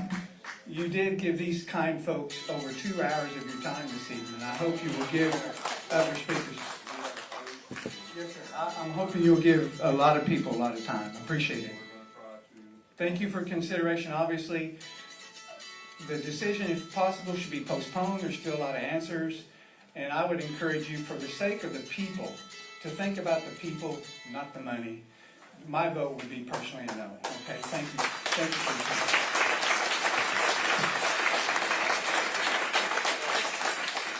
Kevin Case is next, and Mallory Schmidt is on deck. And everyone, please silence your cell phones.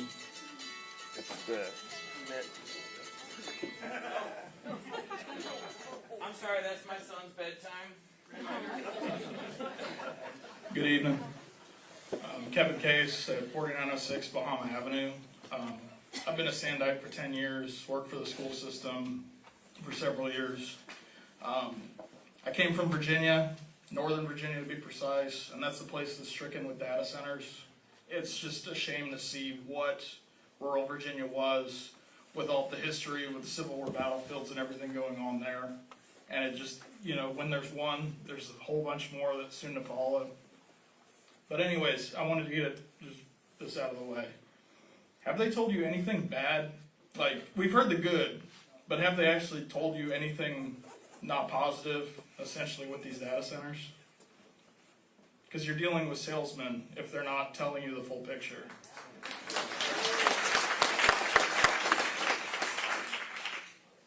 I would utilize your time.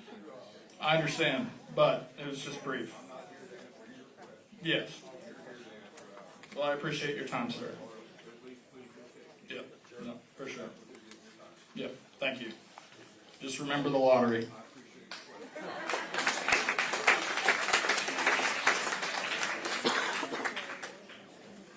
Mallory Schmidt. And next up is Michael Patton.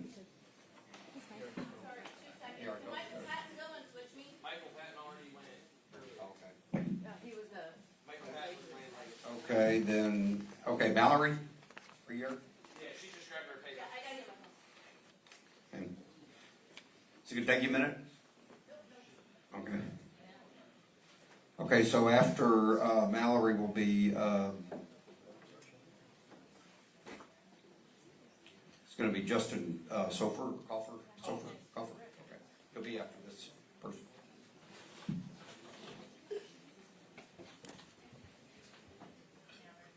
Sorry, guys. You guys said only one member of a household can talk, and my wife and I both signed up, and so she would rather I speak. Is that all right? That's fine. I appreciate that. My name's Kyle Schmidt. I live at 5032 North State Highway 97. Driveway to driveway, it is 1 mile from my driveway to the driveway of this proposed data center site. As Michael Patton pointed out, there is a material flaw in the application that you guys received. There is a statement on that application that says, "I certify that this information is true and accurate," in quotes. and they have to sign that application. I would say that if there is a material flaw with that application, I agree with Mr. Patton, you guys need to continue this. Further, on your land use in the staff report, it says, quote, future land use section of the plan indicates that industrial uses may be allowed near residential areas if planned unit developments are utilized to help mitigate potential impacts to adjacent properties. So that was in the staff report, and that's your guys' own plan language that says, here's what has to happen in order to put industrial next to residential. I would submit to you the next fact.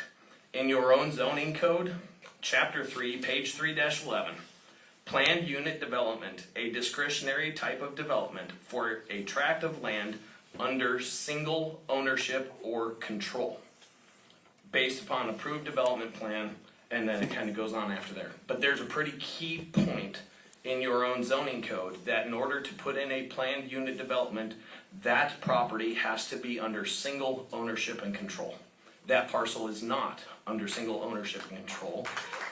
A third of that is controlled by the conservation easement that Michael Patton from Land Legacy spoke to you guys about.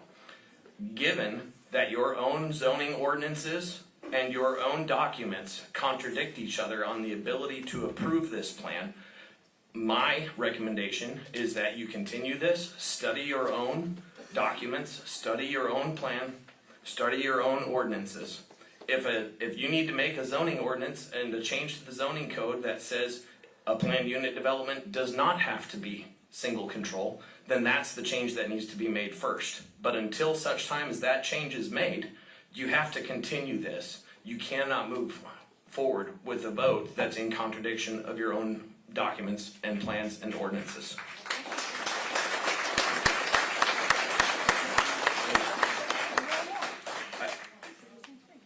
That it? That's it. All right, thank you.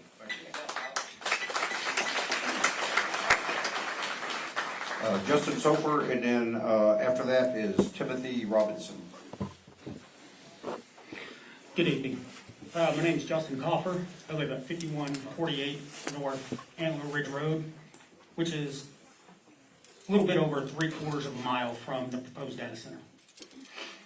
I'm here to respectfully urge you to vote no on the proposed rezoning of agricultural land to light industrial use.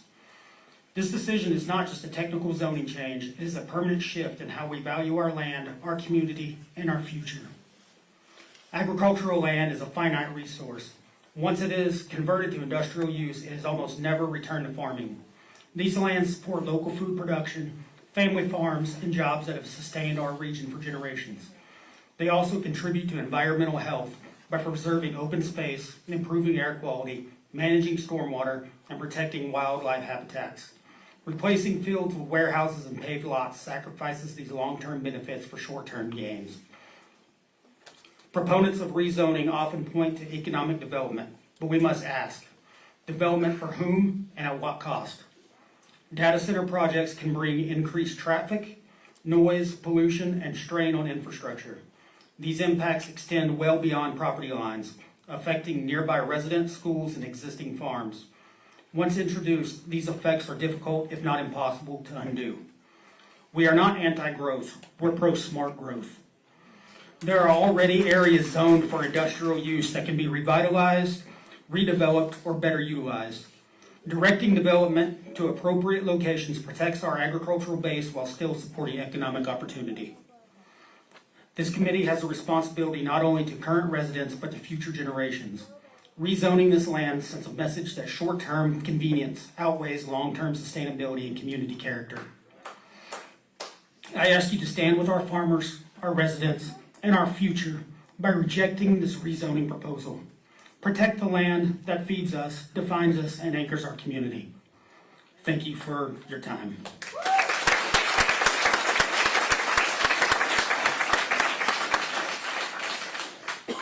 Okay, before we go any farther, it's almost 9 o'clock, and what I'd like to ask is there anyone who has something new to add to the topics that have already been discussed? Something new, not a rehash of what we've already heard, okay, because we only need to hear it so many times. If you come up and you start repeating what's already been said, I'm gonna shut it down. It's that simple, okay? We all have lives to live, you have lives to live, and we're volunteers too. So. Well, I have 4 points, and I have a little matrix, design matrix that I want to give you guys, so. Wait, Sorry, can I hand this to you? yeah, are you even on the list?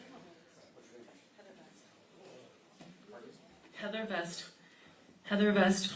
I'm here representing my parents, John and Paula Patterson, who are 9567 Hidden Acres Lane. I live in Sand Springs also, at 90 Old Town Road in Sand Springs. I shared a flow chart with you guys showing a design matrix on the zoning application. I'd like to mention that regulatory compliance is not a zoning authorization. The question you need to ask tonight is whether or not it should be, something should be built, not whether or not, apologize. I'm gonna go on to my points. The question tonight is not if something could be built, or whether or not it should be built. The 4 points that I have for you guys are, the first is the project spring site is not designed for an industrial or regional employment use on the city's future land use map. That's your document. Second is that this request conflicts with the future development plan, which establishes agricultural land as the lowest intensity use and as industrial land as the highest. The plan does not support the direct conversion at this location. Each one of these documents I'm referring to you guys that you're already very aware of. The third is that this application relies on the PUD, the planned unit development process, beyond its purpose. A PUD allows for design flexibility, not for a new or undefined land uses. The fourth point I have is that Project Spring includes battery energy storage systems, also known as BESS systems, and on-site power infrastructure that are not permitted by name under the zoning or PUD 39. Together, these defects make for an approval inconsistent with the city's adopted planning framework. Denial is the only technical defensible action. Those 4 points, guys, I know that the rest of you are having some gobbledygook, but I'm referring to your documents and how each one of these, this zoning application is inconsistent with. Thank you for your time.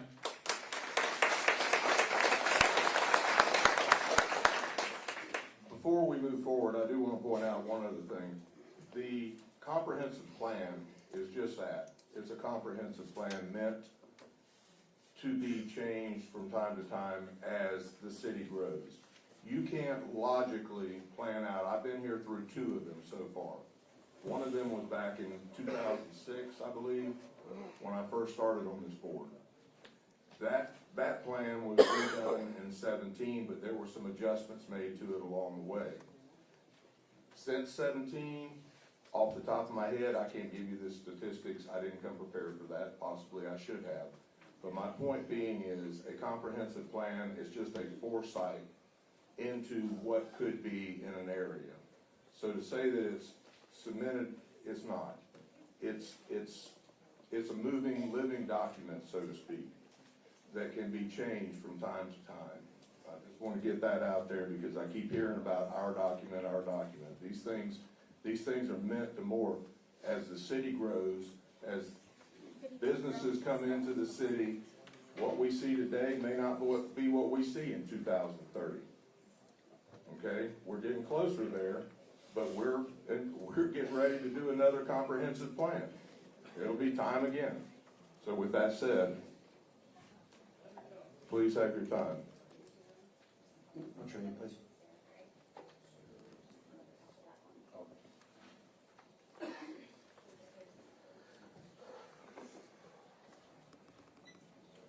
Howdy. My name is Sarah Gray. I'm speaking on behalf of a local workforce coalition representing electricians, elevators, ironworkers, laborers, operators, and plumbers and pipe fitters. We are here because decisions made in this room shape how development affects working families and neighborhoods in Sand Springs for years to come.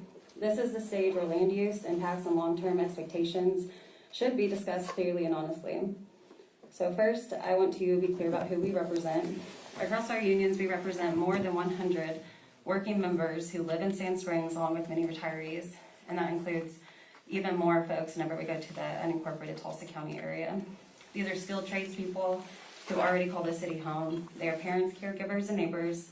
They have kids in Sand Springs schools. They care for aging family members. They shop here. They pay taxes here. We want to share some perspective based on our experience. Over the last 10 years alone, our members have worked on large data center projects in Oklahoma, including the Google facilities and prior. During that time, our unions filled thousands of job assignments on those sites, and it's important to explain what that means. Those were not thousands of different people. Many of those assignments were the same workers returning over multiple phases. What that shows is steady, long-term work for Oklahoma tradespeople, not short-term or out-of-state labor coming and going. From a workforce standpoint, that matters. Phased development creates stability for families and training opportunities for apprentices, and it allows projects to become part of the local economy instead of just passing through. As a coalition, our priorities are straightforward. We want to see local workers prioritized for construction and long-term maintenance, strong safety standards on the job site, good wages and benefits, and clear expectations set early while the project is still in the planning stage.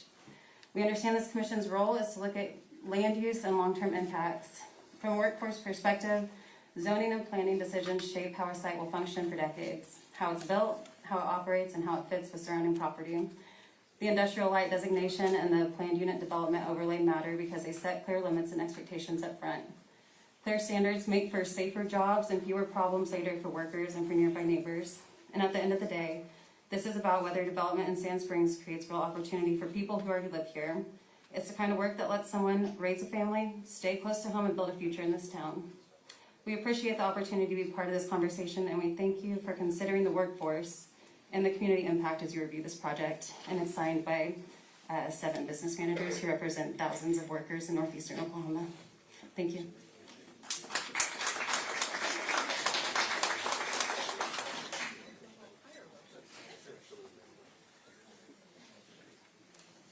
Okay, please state your name. Angie Grant, 4526 North State Highway 97. Trying to find you on the list here. Yes, sir. Oh, you on this first one here? You did sign that. Yes, sir. Okay. All right. Proceed. Thank you. Okay. I just want to address the horse ranches and the cattle ranches around the proposed site. I know 65 decibels, cattle, and you said 300 feet for the homes as far as how far they can be, the fence line, I guess, is. So that's 59 decibels at 300 feet. At 59 decibels, cows have chronic stress mode, the reduction in milk yield 5 to 10%. At this level, cows aren't scared, they're in constant stress, and that's worse. Horses are even more sensitive, 56 decibels. They have chronic stress and behaviors, and they start pacing and they're startled. I don't know how this could be fair for people who have a livelihood of those ranches of cattle and horse ranches that are just right there on the perimeter. Air-cooled, I know it's louder, it's a cheapest option, so I don't think that is good of an option as what was proposed before even. There is an option that I've studied, and Google is aware of it. They've used it, I think, in a couple of their facilities because it's the latest and greatest, but it's liquid cooling, direct to chip, and it's the most neighborhood friendly with the most minimum noise and the tonal noise as far as the low frequency. So I just thought I'd share that. Thank you.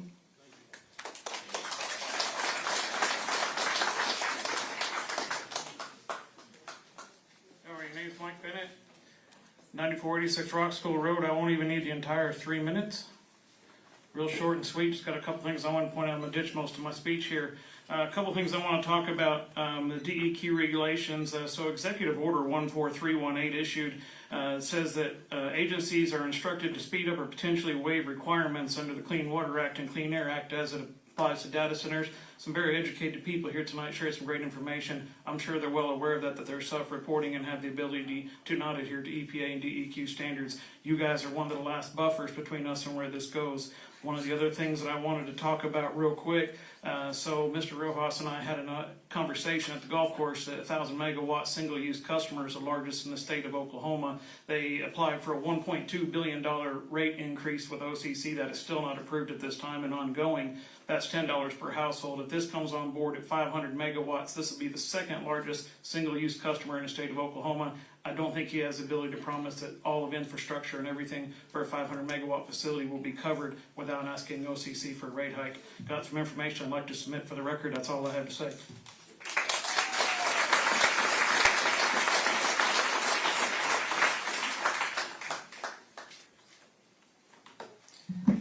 Kenneth Blevins, 5194 North State Highway 97. I'm about half a mile south of the proposed place. This is a planning meeting, so let's discuss some of the things you are planning. If you continue with rezoning and planning, you're planning on taking empty promises from corporate interests with no guarantee for the best interest of citizens of Sand Springs. You're planning on putting the lives of thousands and the livelihoods of thousands of Sand Springs residents in jeopardy. There's no way to tell what the future health effects of data centers might be and how far those effects might reach, and how that will affect the people and the livestock of the surrounding area. You're planning on moving industrial equipment up a highway that is narrow and not well suited to move wide, heavy loads required for such development. While South Highway 97 might be capable of supporting industrial development, 97 North is not. Any upgrades and widening would require the loss of land that the residents along the route, which my neighbors and myself would not find acceptable. You're planning on raising the utility prices for Sand Springs residents, money that, thanks to inflation, most people today find hard to afford. While current promises and upgrades to infrastructure by the corporate interests, most know that those are just as good as promises by politicians which rarely hold water. The increase in demand of electricity will have a greater effect on the price to Sand Springs residents, which will be unavoidable. When the tax and the electric use agreements expire, how will that affect the community? You're planning on allowing Oklahoma taxpayers to cover the cost and the corporate interest to pay pennies on the dollar through pilot programs with no guarantee that they will stick around after the incentives are gone, leaving permanent damage for a temporary gain. As booms and busts go, this plan has no promises for the future, and those corporations behind it have no reason to protect the citizens of Sand Springs when the bust inevitably comes. Thank you.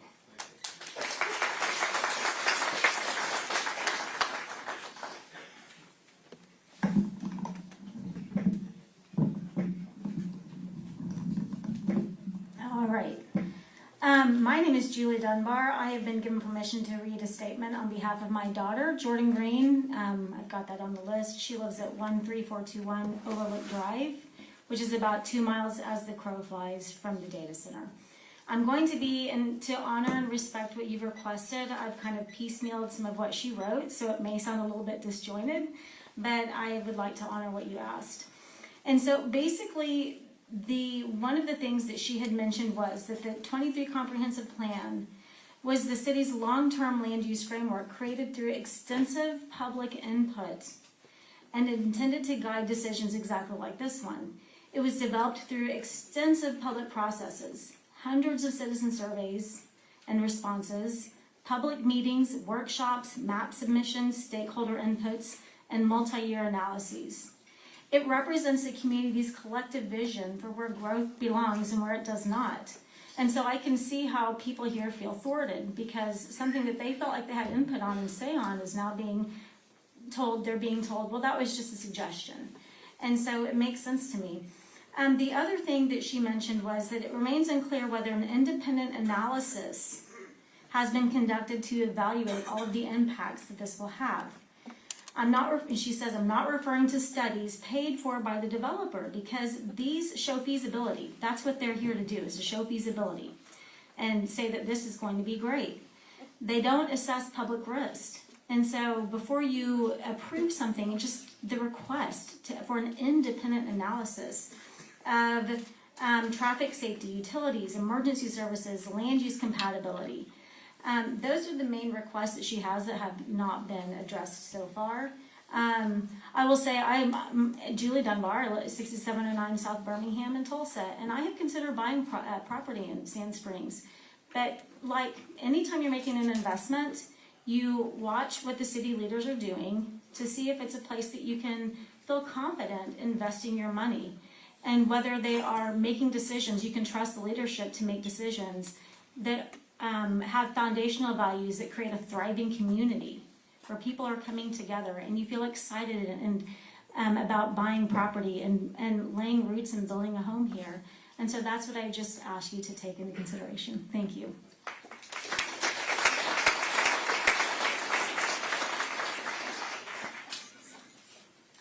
My name is Rachel Subbers. I live on 8489 North 100th, just right in between Zinc and Charlie Pearson's.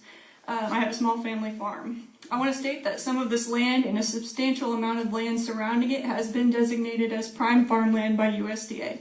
USDA within the last year has emphasized that preserving this land is critical for national security, aiming to protect it from foreign ownership, urban sprawl, and non-agricultural development.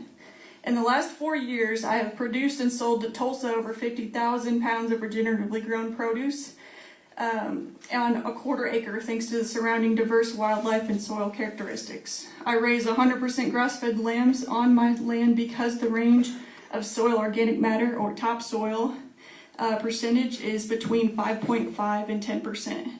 The majority of soils in Oklahoma have 1% soil organic matter. That's a significant difference. This is just some of the data we could collect on the land prior to altering it permanently.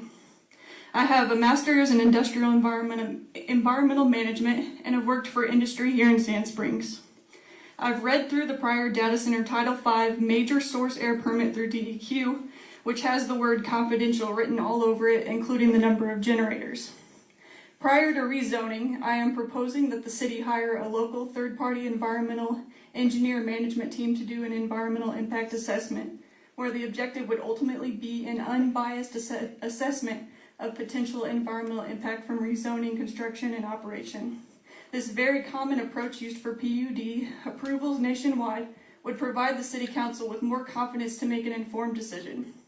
We are obviously not the only community expressing concerns about the lack of due diligence. There are bills that have been proposed in Oklahoma that fall in line with my proposal, Senate Bill 1488, to create a moratorium on the construction of data centers until due diligence has been met, and House Bill 2992 aims to ensure data centers pay for their share of grid infrastructure costs.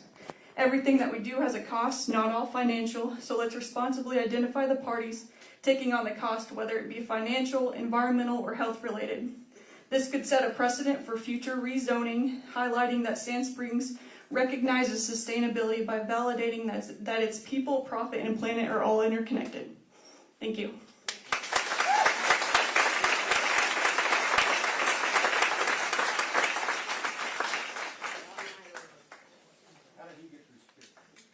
No joke, right?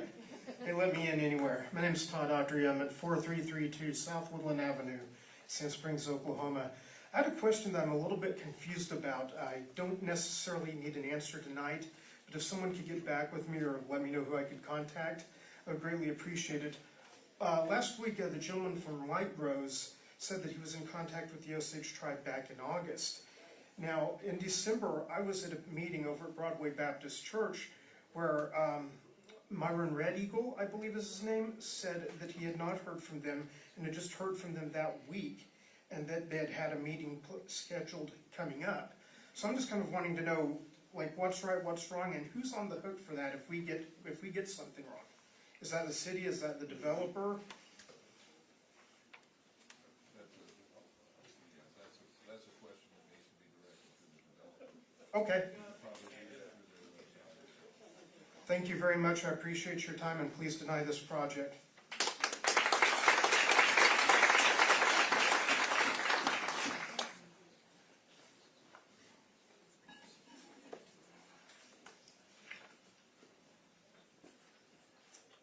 On the list, let me adjust the microphone here. I'm a little bit taller than Todd. All right, mic check. Okay. On the list, Darren Blanchard. I live in Mounds Creek County. And I'm going to start my timer here. I just want to discuss a few items on the PUD. On hard copy page 2, under development concept, there is a language that says this is a well-planned, cohesive project for a data center project and related uses. Well-planned? Really?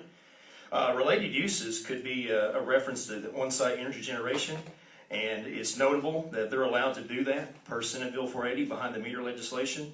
I'll get more into that in a moment, but on hard copy page 3 of that PUD, under permitted uses, look for cooling towers, air or water, and notable, flow equalization basins. Those are two critical infrastructures that speak to evaporative cooling, water-based, not air-cooled. All hyperscale data centers in Northeast Oklahoma are evaporative cooled. There's a reason. It's high heat, high humidity. Particularly the humidity is a limiting factor to air-cooled systems. Google site and Pryor, the one under construction in Stillwater, evaporative cooled. Project Clydesdale in Owasso, Project Atlas in Coweta, Project Mustang, Claremore, they've sought permits for evaporative cooling. Project Anthem, Catoosa, under construction, evaporative cooling. There's a pattern. Project Spring will be just like the others. Probably 1.4 million gallons a day per building, just like Stillwater. And Stillwater is set to have 6 buildings. Think about it. Also on hard copy page 3, battery storage equipment, it was referenced earlier. That's a reference to a battery energy storage system, which is likely 20 acres of lithium-ion batteries right next to the substation. The substation, the developer's funding. No debate there. The batteries, that's on the ratepayers. Clydesdale and Anthem, they have battery systems that are set to be paid for by rate hike, the ratepayer. I mentioned on-site energy generation earlier. Note, hard copy page 9. See the wording on electrical power. It says the power will be provided by the local electric utility or through a dedicated substation connection. On-site energy generation, I got you, buddy. That's a major tell, whether it's a natural gas electric generation power plant like the one being built in Ripley, or natural gas fuel cells, or nuclear. There are no prohibited uses in this PUD. It's open season, according to this PUD. Google says they pay for all the infrastructure upgrades. May County has 18 energy infrastructure projects per the Southwest Power Pool that will be afforded by ratepayers. The area around Payne County, 20. Also, if we look at Stillwater, Google's not a good neighbor. Their construction process has damaged the private property of nearby homeowners. There's a multi-million-dollar lawsuit. I have that news article for the record. Those mappings of the projects for the record. This is not well planned. They've admitted it's a concept. There are no prohibited uses. When they have a well thought out plan, we can discuss. Until then, deny.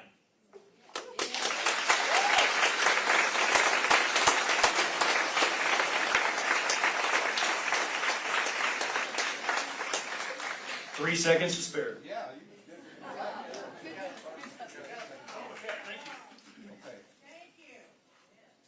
This is our last speaker. May I have your name, please?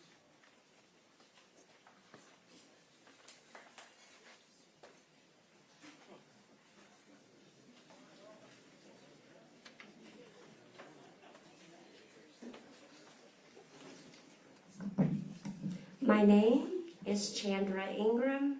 I reside at 5519 North, State Highway 97 in Sand Springs, Oklahoma, 74063.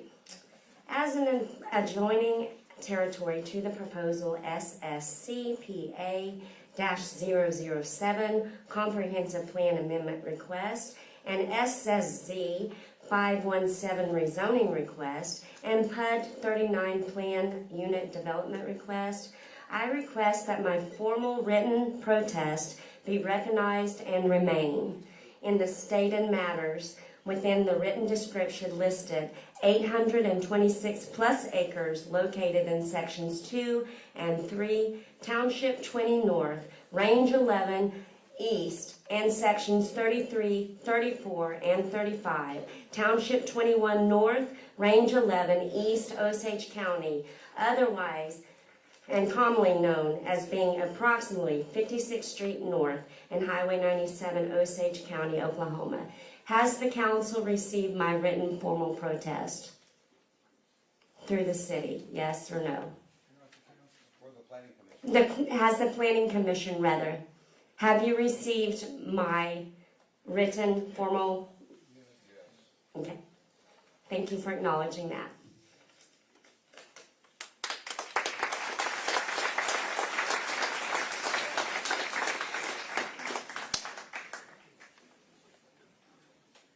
This time, we're going to call an end to the public meeting aspect of this gathering, and we'll go into debate if there is any amongst ourselves. So I close the public meeting at 9:03. Are there any discussions?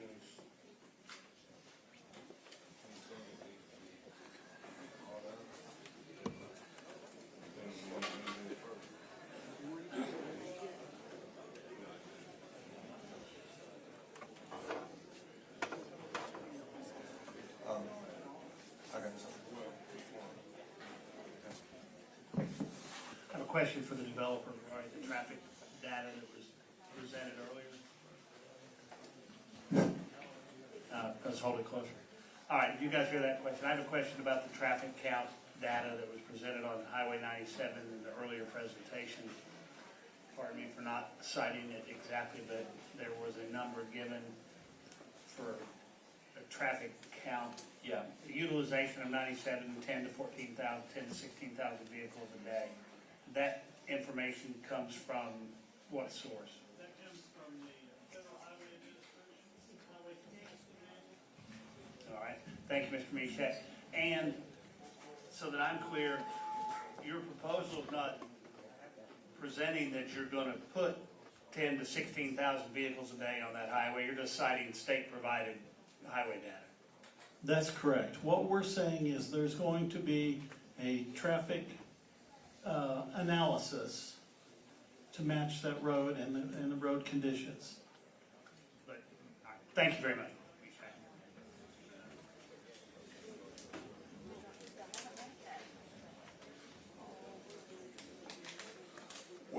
Would somebody from the developer like to step up, and by any chance, I want to give you the opportunity, if you'd like to try to touch on some of the questions or some of the things that were brought up that haven't already been addressed.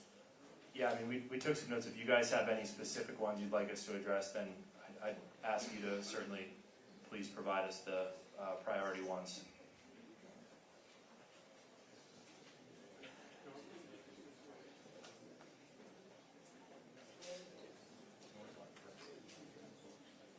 Could you reiterate the noise and the lighting aspect of things for us? Yeah, so I think, as a starting point, the noise mitigation techniques in the PUD are built in a way to increase the probability that there will be very limited noise impacts, and that's based on what's allowed in the PUD, right? So there's really two things you can do. There's things you can do with the land and the setbacks, with berms, with trees, which is relevant to the PUD and the zoning application. And then there's physical things that will come through the design process. That includes the type of screening that's going to be used, the type of equipment that's going to be used. Those things are going to be flushed out in a normal design process, which is in flight right now. As far as what's being accomplished currently, we think we're taking sufficient measures to ensure that the mitigation techniques within the zoning scope of what we're doing are going to be sufficient to really mitigate any problems that the neighbors would have. And then, if you want to... I'd like to offer one example. Our facility in Pryor, just 50 miles down the road, has been operating for well over a decade now. And a noise meter immediately outside that facility at the fence line routinely reads 40 decibels.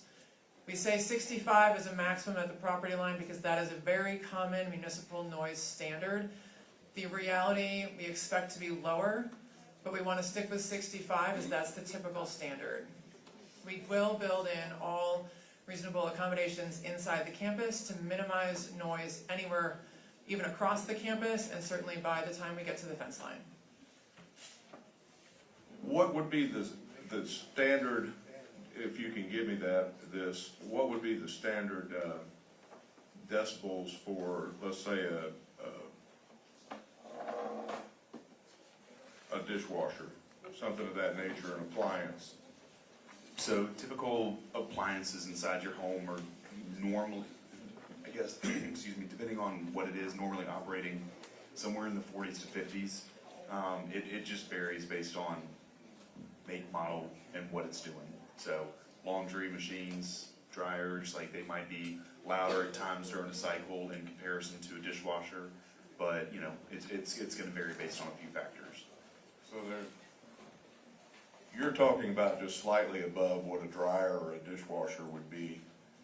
Yeah, and most of the at the line is what you're applying. So at the property line, the maximum decibel level has been stated as 65. That is on average the equivalent of a normal conversation, not amped up with a microphone. So normal conversation. Any DOTs around the country utilize mid-60s as a threshold for noise. So once again, like Kate mentioned, it's very, very typical. It's very common to use a mid-60 threshold. But what I will say is that the the reference level or the level at the property line will dissipate further with distance until it reaches that baseline ambient noise level. Whether it's a few hundred feet, it's gonna vary based on a bunch of different factors. So in looking at the shape, the polygon the property is, and then the layout of the proposed buildings, the distance to the property line varies quite a bit. Is the decibels that you're talking about at the closest distance or the property line you're talking about the actual legal property line of that tract of land, or you're not talking about like the security fence, or you're talking about out? The actual, yes, the actual property line. Okay. So I mean, you could expect it on an area, like say on the east side of it where you have that wet area, you know, back there you have more distance. Correct, to the so line. to the east, you know, it's almost 4,000 feet to that east side of our building, to the property line to the east, 1,200 feet or so, more than 1,200 feet out the front of the building. To the north, it's probably 3,000 feet from our buildings and equipment. Being able to put that distance in, gym pads being more than 700 feet in the PUD from any residential structure. All of those are designed in to try to mitigate any issues that we might have, in addition to the buffering, the landscape, the berms that we're trying to do on top of good, responsible equipment, cooling equipment, technologically advanced.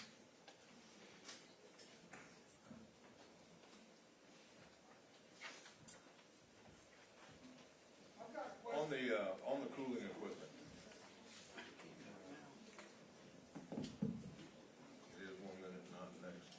On the cooling equipment, as we heard earlier, the gentleman was impassioned about the fact that other areas, other data centers are using different, that they're actually using, I guess water was the concern. It is, so what you're planning, I noticed that in there, you've got something to the effect of in the PUD that the possibility of changing up in time. Now, if that occurs, then that has to go through Sand Springs. You can't get the water if Sand Springs doesn't allow you to have the water. That's exactly That's my right. understanding. Is that There will be a correct? development agreement with the city. That's correct, Brad. And anything, and I'm gonna swap over here, excuse me for jumping back and forth. Please. Mr. Bates, in regards to anything having to do with the city oversight, the city has to agree to whatever any changes are in the PUD. Is that correct? Can you hear me? So I think what some of the concern from the citizens are is how it says initial phases. I think they addressed it in their slide earlier, so I'll reiterate it, but their intent at this time is to do air cooling. And in all honesty, They're doing that at the request of you guys as citizens. There was a lot of concern over water usage, the draining of Skytook Lake, and various things that may or may not have been true, but they heard your requests and they came back to the city. And frankly, the city is a utility provider. We sell water. We have the capacity to sell water. This project, by going to air-cool, is actually probably to the detriment of the city and what we could get out of this project if they use water. Now, with that being explained, their intent is to use air-cooled systems and power to do that. If they ever want to come back and use water, they have the option to do that. However, the city will tell them how much water they're allowed to have, how much usage they can do on a daily basis, and that will all be worked out with the city, and the council will have to approve those agreements. They're open to that. They're aware of those stipulations. That's what we started off on this path with. They ask us how much water. People want to point to a letter we provided that I mentioned is a will serve letter. That showed potential usage that somebody could or could not have. It doesn't mean we wanted to go give somebody 11 million gallons a day. What that meant was we have the ability to do X amount now, X amount with expansions, X amount if we acquire water or water rights. That's what that letter was telling them, is we have the ability to go serve you, and we will tell you, based off your parameters, whether we can or we can't. And I said this earlier, and Mike Carter said it last week, the mayor said it, we will never provide water that in any way benefits a business over the people of Sand Springs or the business that exists here. We're not gonna go drain Skytook Lake or drain our water ability. That's just what it is. You've already sold us out once. Upgrade to the system if they were required, if it were to go to that point, no matter what happens to it. Google has, again, be subject to a development agreement. Google has tentatively said they will pay for all upgrades to utilities that would require them to have more water. So if they can't be served off of our existing water system, they will provide us with what they need, the design for it, the cost for it. They will pay for that infrastructure, not the citizens of Sand Springs. All right, I'm back to Google now. With Google, if we do, let's say the traffic study is done. Okay, we need a traffic study. That's gonna be part of the process. It always is with something of this magnitude. When that traffic study is finished, anything that has to be done to the highway, Google is gonna take care of, correct?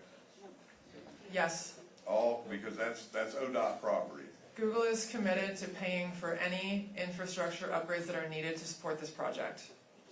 We routinely pay for road upgrades. Okay.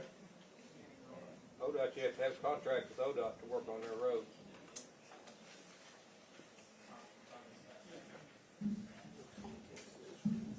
It's a similar situation, but I had a project a few years ago out west of Watonga where Preferred Sand wanted to mine sand on some property, but the highway would not support the transportation side of it. They had a lot of big trucks, a lot of movements coming in and out. The owner built the highway improvements, and ODOT was very happy and very pleased to go along with the development on their infrastructure. And it was built according to the standard specifications for highway construction.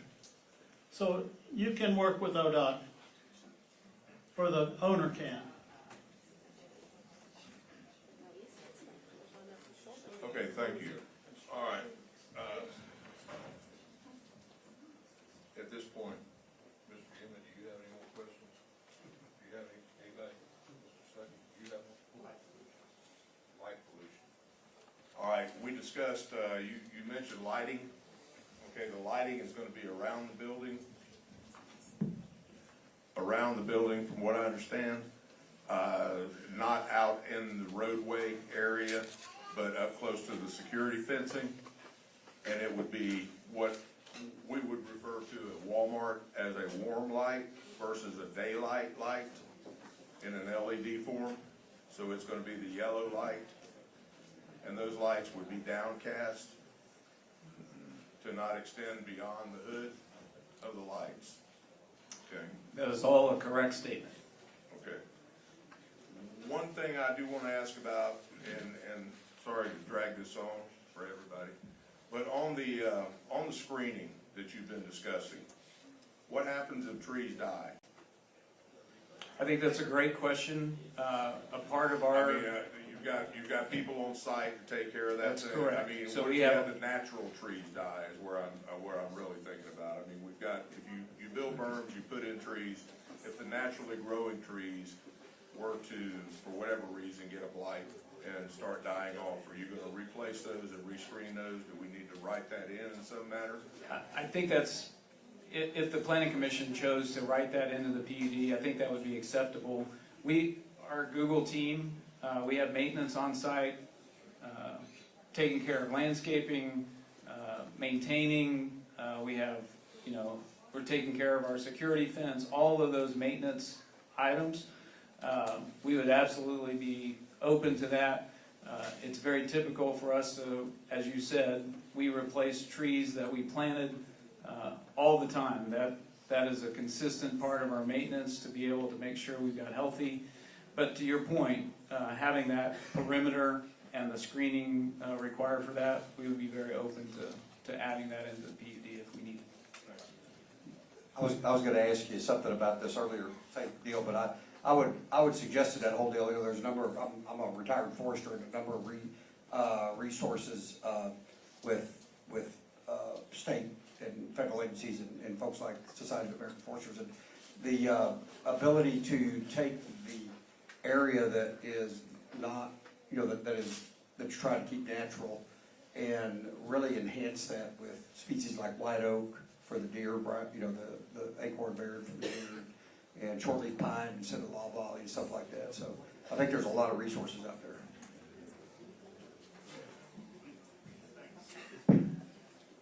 I have a question for Mr. Bates. You may have answered it, Brad, and I apologize if you did, but would a change from air cooling to evaporative cooling, if the POD was approved, would a change from one cooling methodology to another trigger then coming back before it for a change of PUD, or is that within the developer's discretion? Discretion. I'm happy to let the applicants speak for themselves, but the way they have written the application, obviously, their intent is to use the cooling system that they indicated, which is to use air-cooled. Water cooling, the way they want to do it, if they did do it, they would have to come back to the city. The way the PUD is written, Mr. Askew, I think there's flexibility for them to negotiate that. That is not their intent at this time. They've abandoned, as far as the city is aware, any concept of that at this time. It wouldn't be an arbitrary change, they'd have to come back to the city in some form. Correct. Now, you could add stipulations that they do that if that was affected.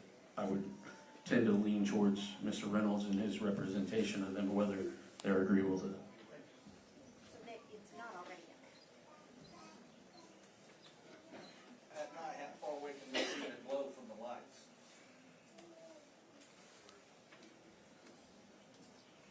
So I want to address that question. He asked about how far the lighting that's proposed would impact beyond the boundary.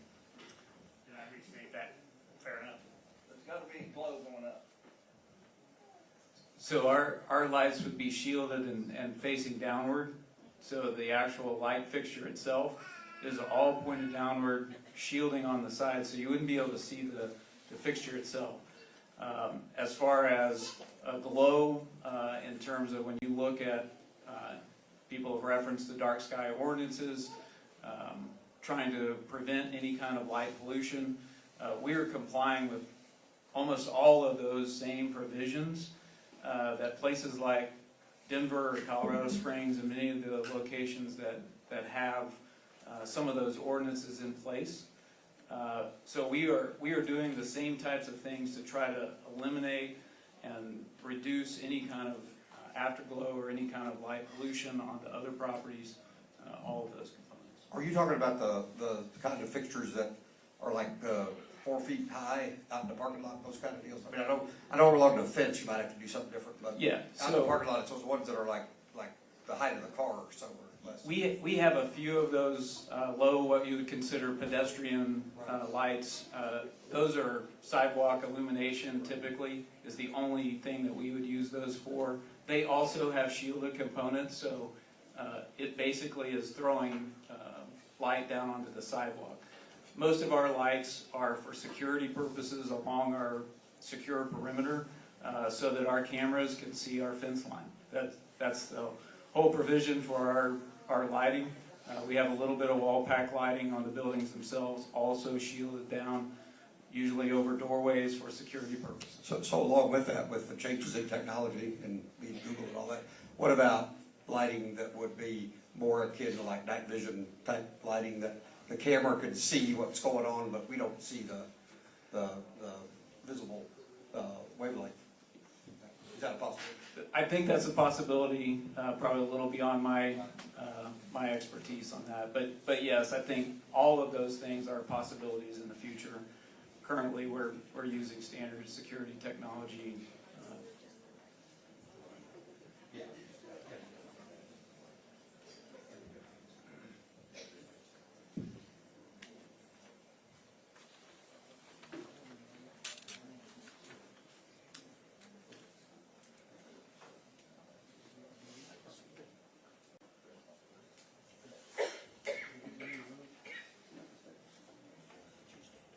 Well, we're getting ready to vote, folks. I just wanted to say a few things about this planning commission. I'm the old guy on the commission. I'm 73 years old. I've been on here for 23 years. And I only do this because I love Sand Springs. I got on here in 2003. I was on the city council for 12 years. And I don't know any of these guys. I don't go out with them and eat, and we don't get together and drink beer or anything. I don't see these guys but once a month when we have our meetings. Now, I could care less if I see them any more than that, tell you the truth. And we do this because, you know, we want to. It's not, we're not doing this to hurt you guys or doing. I'm an old country boy. I grew up out in the oil fields down south of Bixby. My graduating class was 12. I hauled hay. I castrated, you know, pigs and everything, man. I was a golf course superintendent for 30 years. I grew grass. I'm an outdoor guy. I did everything. And these guys are probably in the council, you know, you guys don't know how I'm gonna vote, and I don't know how these guys are gonna vote tonight. And I'm ready to vote. I don't like where it's at, where this thing's gonna be at. There's a lot of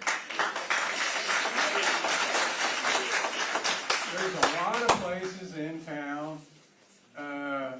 where the old porcelain plant used to be.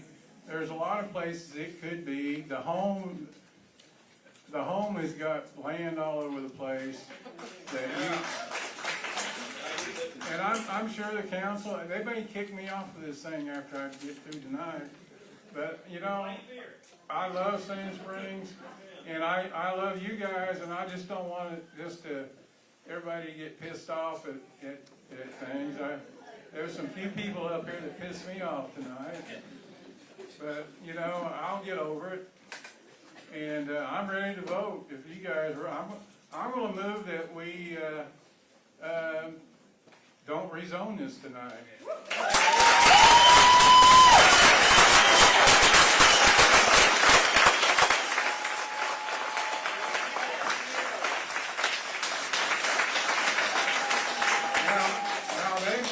I don't know if anybody will second this thing, but we'll see. And I might be the only guy here, but I made my motion.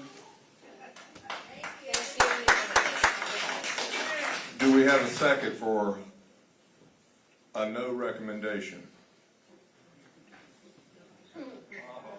No. Somebody have the guts to be different. Please do the right thing. Listen to your people. Do we have a motion of another type? Do the right thing. I move we approve the proposal. Do we recommend decision. Or you want to do all three at one time? We have a, We're just gonna do each one right, we're separately. gonna do each one separately, so we're going to, let me see. We're gonna start with SSZ 517. We have a motion to approve. Do we have a second down on the end? Okay, Cindy, can we have a roll call, please? Yes. You guys. Mr. Gardner? Yes. Mr. Young? Yes. Mr. Mizel? Yes. Mr. Neal? Nay. Mr. Askew? Yes. Mr. Dickerson? Yes. Okay. Item number 4, PUD 039, I believe that is. It's so small I can't hardly see it. Do we have a motion and a second? We have a motion for recommendation to the city council. Do we have a second? Second. Okay, Mr. Yem is the second. Can we have a roll call, please, Cindy? Mr. Dickerson? Aye. Mr. Askew? Aye. Mr. Neal? Aye. Mr. Young? Aye. Mr. Gardner? Aye. Mr. Sucker? Aye. Okay, item number 6, or, I'm sorry, number 5, SSCPA 007. Do we have a motion to amend the comprehensive plan, or a recommendation to amend the comprehensive plan? City council. Make a motion. Okay. Do we have a second? Have a second. We have a roll call, please, Cindy. Mr. Sucker? Yes. Mr. Gardner? Yes. Mr. Young? Yes. Mr. Chanel? Yes. Mr. Neal? Nay. Mr. Askew? Thank you. Yes. Mr. Dickerson? Yes. Okay, with that done, this will move on to the city council for their consideration. February the 3rd. So you just showed you don't care about us. Shame! You don't care about the citizens. With that said, we are now adjourned. You only have one guy on there that's got to set the ball. Thank you, Mr. Neal.